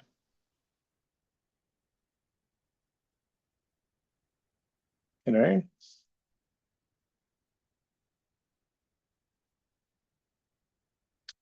Did ever happen to you? Like, mom has boiled milk for you to drink and you have to go to the class and it is pretty hot. So what do mom did? Like, take a water and kept that milk in this thing and to cool it down faster. Ever did something like that? Right? So a metal container with water floats in the boiling water.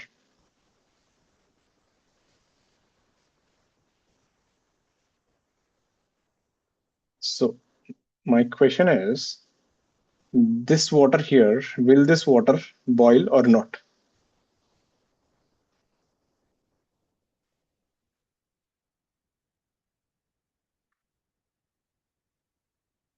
So you have 100-degree boiling water. You took a metal container. Inside you kept some water and you left it inside the boiling water. It is floating. It absorbs heat from the surrounding. So will the water inside the glass, inside the metal, will it boil or not?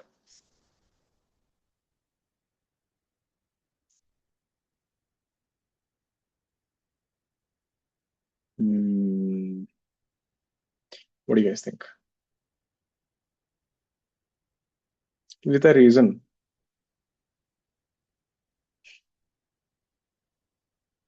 Any doubts in the question?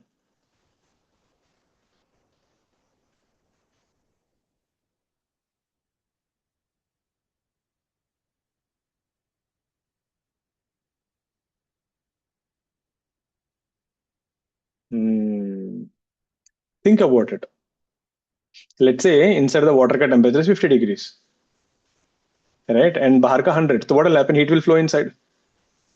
Inside the temperature will increase to 95. Outside is 100. Heat will flow inside. But the moment temperature inside becomes 100 and outside 100, will the heat flow more? The heat flow will stop. If the heat flow stops, to evaporate the water, you need extra heat, isn't it? Where are you getting that additional heat from? So the temperature of the water inside the glass will reach 100 and done. That's it. It will not vaporize. Because for it to vaporize, you need additional heat, and that heat has to come through conduction, but the temperature difference is zero, so there's no heat flow. Is that making sense? So the moment the temperature of the water inside reaches 100, you're done. There will be no more additional heat flow. So this is 100 degrees. This is 100 degrees. So heat is flowing in, heat is going out. So there'll be no net heat flow.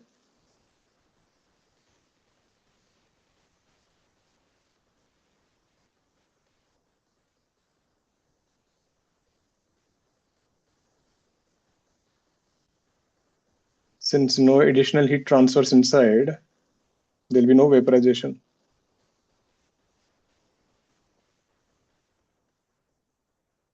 No additional heat to vaporize the water. There. So you can make sure temperature of the water inside is 100, but it will never vaporize. Easy? Clear with this? Simple thing. Let's see one more. This is another good model. We'll again see this in capacitors. Let's say we have two parallel plates.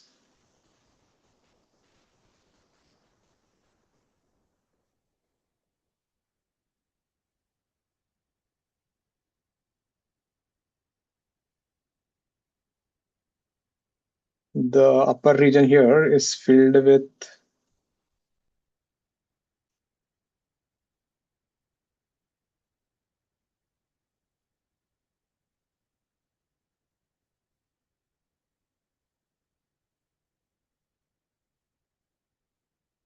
one material, K.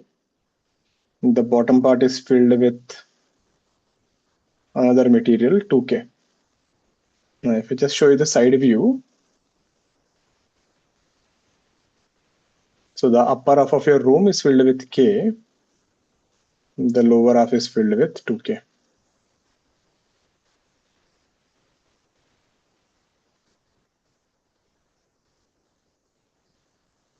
So this area is A by 2. This area is A by 2. The distance between them is D. So temperature here is T1 and temperature here is T2. So heat is flowing from left to right. Find R equivalent.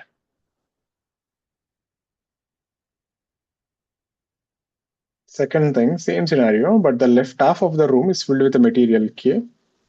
The right half of the room is filled with another material 2K.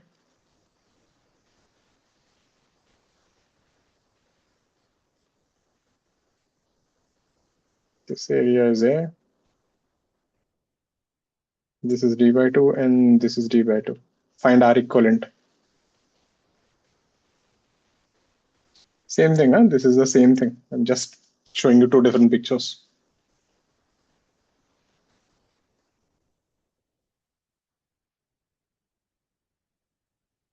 This is K. This is 2K. This is 3K.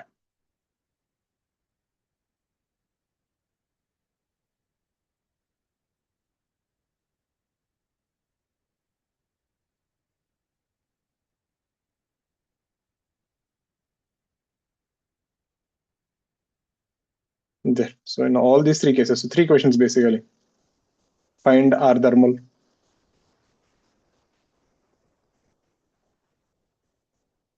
Heat flows from left to right. The C is an important question. So in the first case, the upper half of the room and the lower half of the room are filled with two different materials.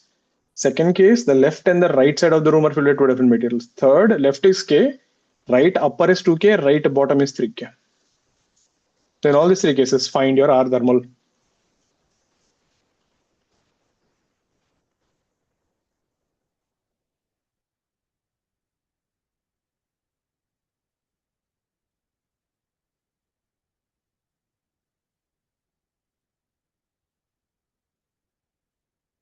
Should I show you one? Think 30-40 seconds. I'll show you the A part.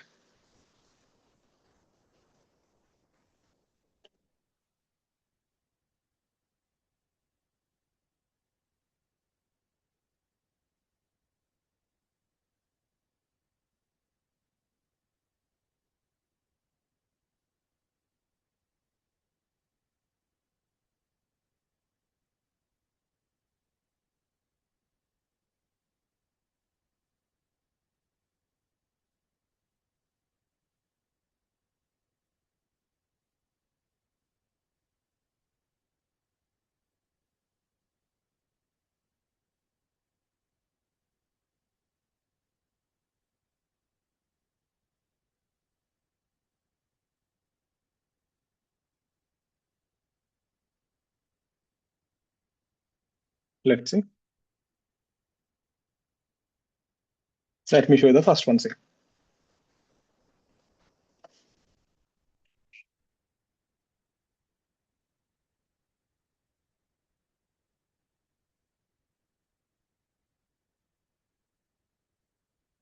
So this was K and this was 2K. Now, are they in series or parallel? If you observe here, the left side is temperature T1, T2, both are in parallel. They have the same temperature difference. So I can just put them like this. There, I can separate them like this. So the upper one is filled with K, the bottom is filled with 2K. The area is A by 2 and the distance is D. A by 2 and distance is D. So what is this R equivalent? So this R1 will be distance is D by K, A by 2. This resistance is D by 2K, A by 2. Since both are in parallel, R equivalent will be R1, R2 by R1 plus R2. And how much will that be? That will be 2, 1 by 3, 2 by 3, D by K.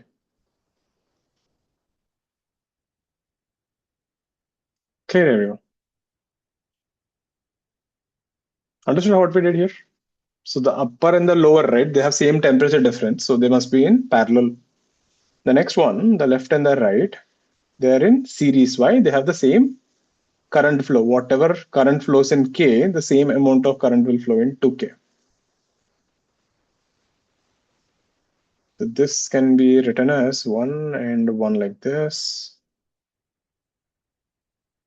This is K, area remains A, but the distance becomes D by 2. This is 2K, area remains same, and the distance becomes D by 2. And both are in series there. So R equivalent will be R1 plus R2, which is D by 2KA plus D by 2, 2KA. That is 3D by 4KA. Is this making sense, Ariel? So when you can basically treat each piece as a different piece, so you have to check whether the area and the length, what is happening. So in the second case, the area will remain same, but the length becomes half. In the first case, area will become half, length remains same. C is really a good one.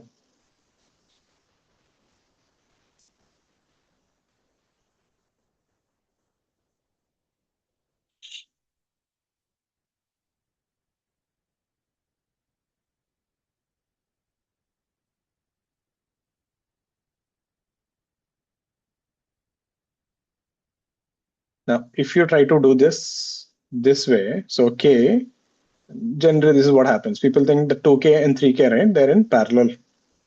So if you do this,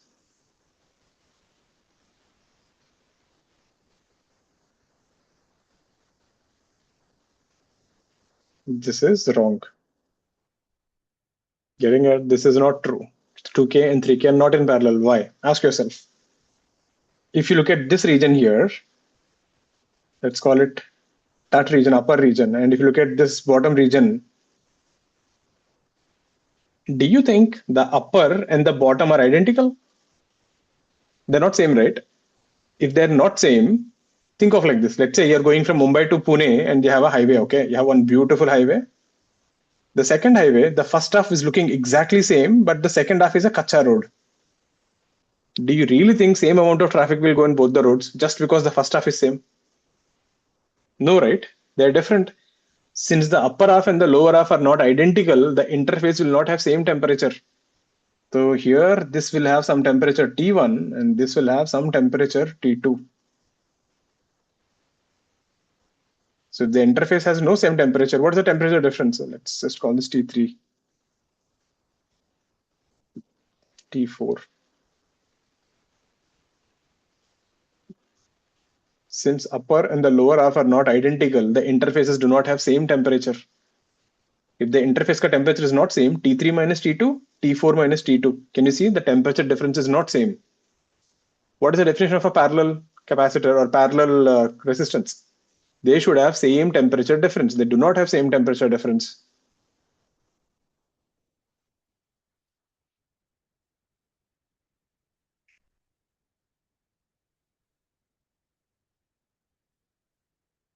So upper and the lower half are not identical.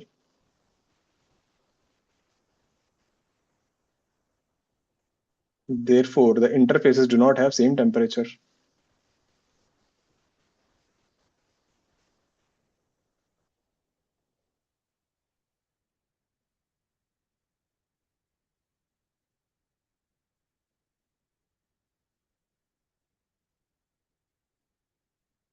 So the 2K and 3K are not in parallel.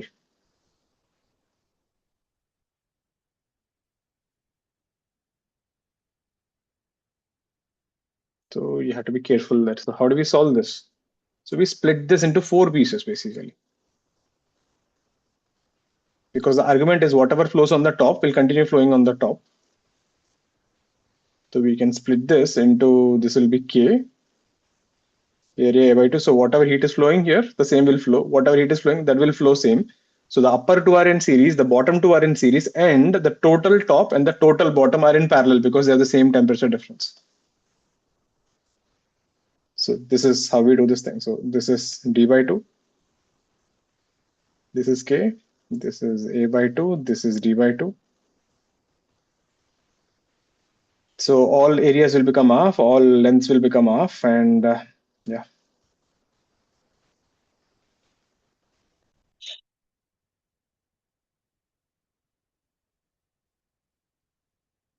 Yeah, now you can find R equivalent for this. How much will this be?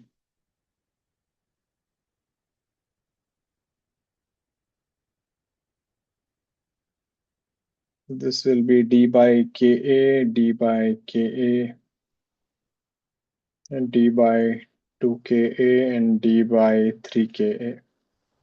The upper two are in series. That would be 3 by 2, and this thing is 4 by 3. 4 by 3 by 3 by 2 plus 4 by 3, that would be 2. 9 plus 2, 17, 12. 12 by 17 D by K. Right, Samyak.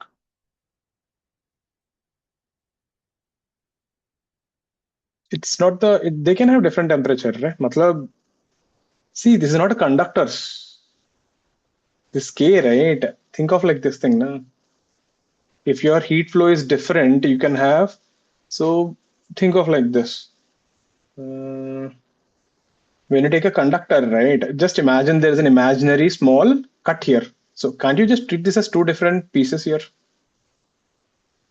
These are not perfect conductors. Now I know what you're trying to say. Matlab, if there's a temperature difference here and temperature difference here, technically speaking, there should be some heat flow in this direction.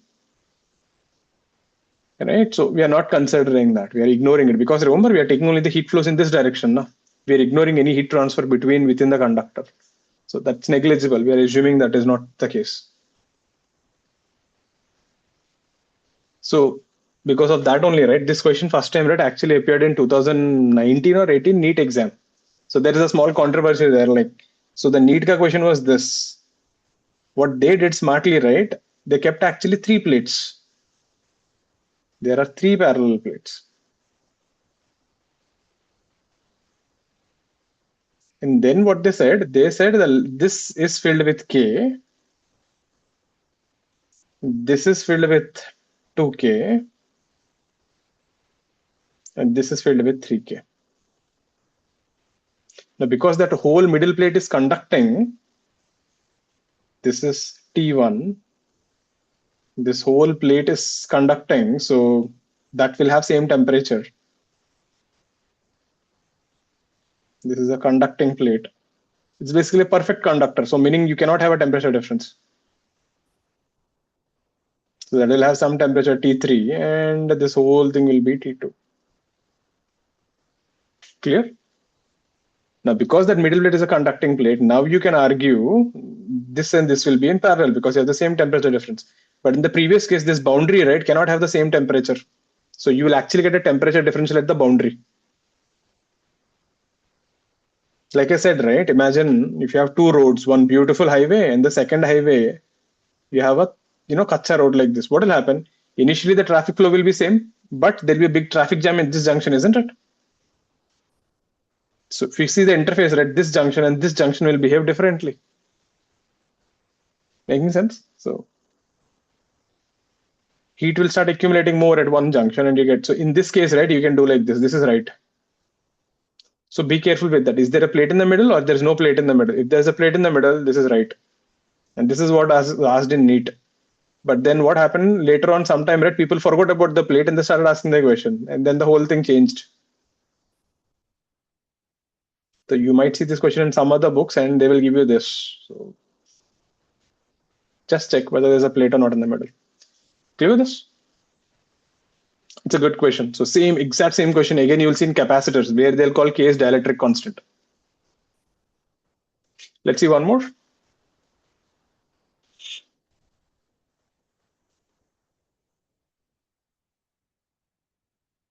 We have a solid cylinder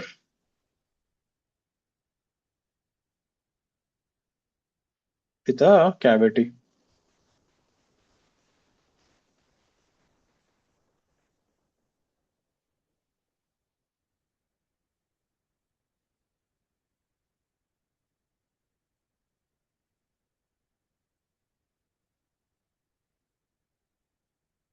The inner radius is A, outer radius is B. So this is the solid cylinder here. Temperature is T1 and here temperature is T2. In the second case, same thing, A and B, but in this case, the inner part of the cylinder is T1, the outer part of the cylinder is T2.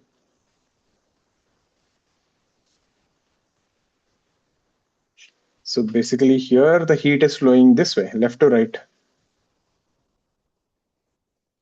In this, the heat is flowing this way radially. That is the difference.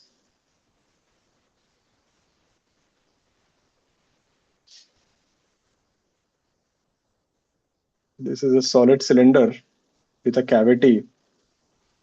Find R thermal in both the cases. Length is L.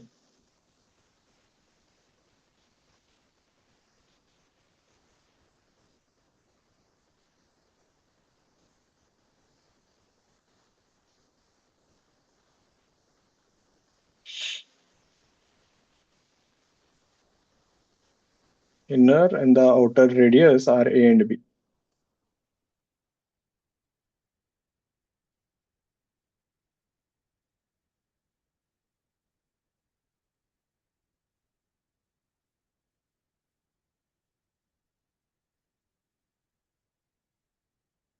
So this is your inner temperature, this is your outer temperature. This is the temperature on the left-hand side, this is the temperature on the right-hand side. I hope you're getting the difference. In the first case, heat flows from left to right. In the second case, the heat flows from inside to outside. And L is much, much greater than B minus A. So what is thermal? Resistance. Okay.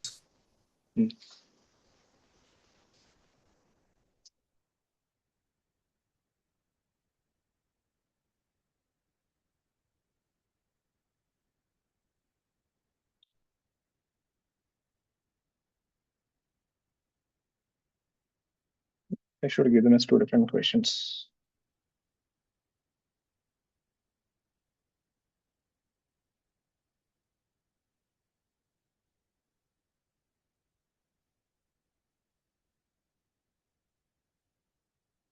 Get this thing, this is an easy one.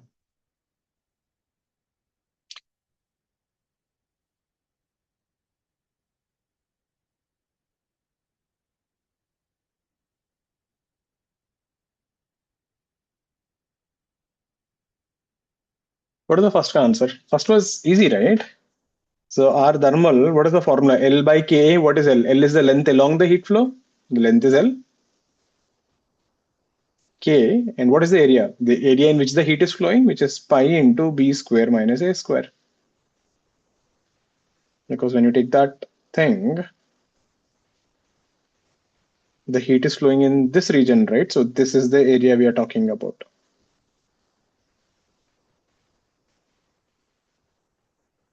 Make sense? What about the second one? Second one is a problem though. Because in a second one, if you look at the side view,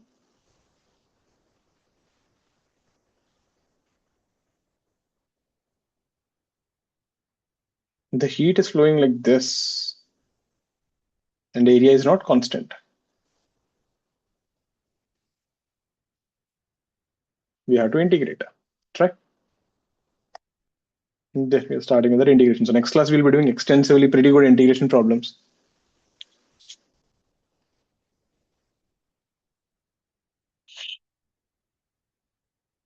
We'll even start off with radiation introduction. How to get the second part. Finish off everyone. Last one for the day.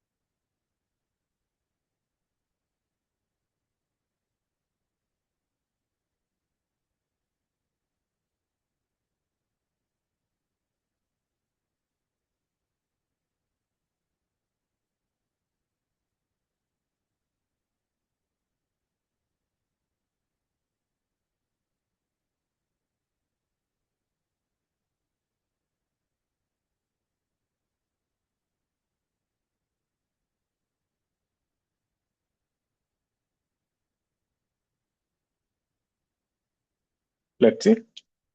So what is the problem that we're facing here? The problem here is, chalo, length is L. What will you take the length here as? L is the length along the heat flow. Chalo, I'll take that as B minus A. K is given, but what will I take area? Will I take 2 pi A into L or 2 pi B into L? So as you go out, the area is continuously changing. So what we will do, we'll take a very thin element.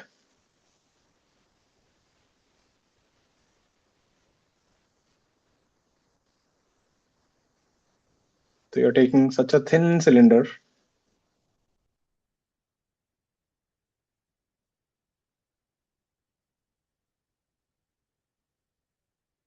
Whose radius is X and the thickness is dx. Since the thickness is so small, you can assume the area is almost constant. Then we can say the resistance dr will be, so this is the resistance of the thin cylinder.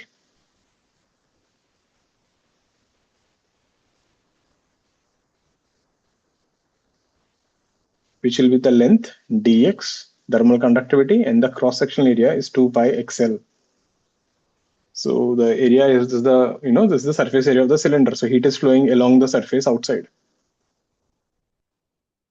And all these thin cylinders are in series. Why? Because the same amount of heat is flowing. Then you're done. R thermal integral dx by 2 pi k L x limits will go from A to B. That will be ln B by A 2 pi k L. Clear with this? And this formula is valid only if L is much, much greater than B minus A. So why do we need this assumption? Anyone has any idea?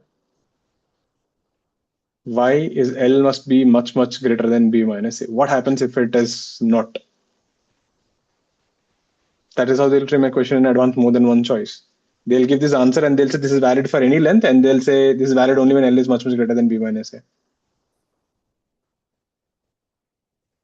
Anyone? Why it doesn't work if your length is comparable? Arya. No, sir. By mistakenly I raised that. You. See, if L is comparable, So wait, L is comparable to B minus A, something happens. So you have a very thick cylinder, right?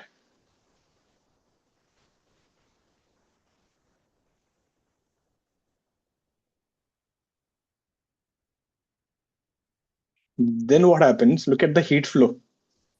The heat flow will not be any more radial. The heat will actually start getting messed up because of the edges.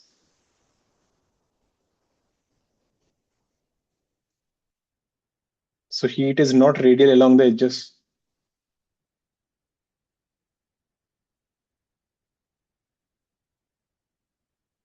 So the edges, right, because there's no symmetry and the edge, see, the point at the middle has a symmetry, left and right.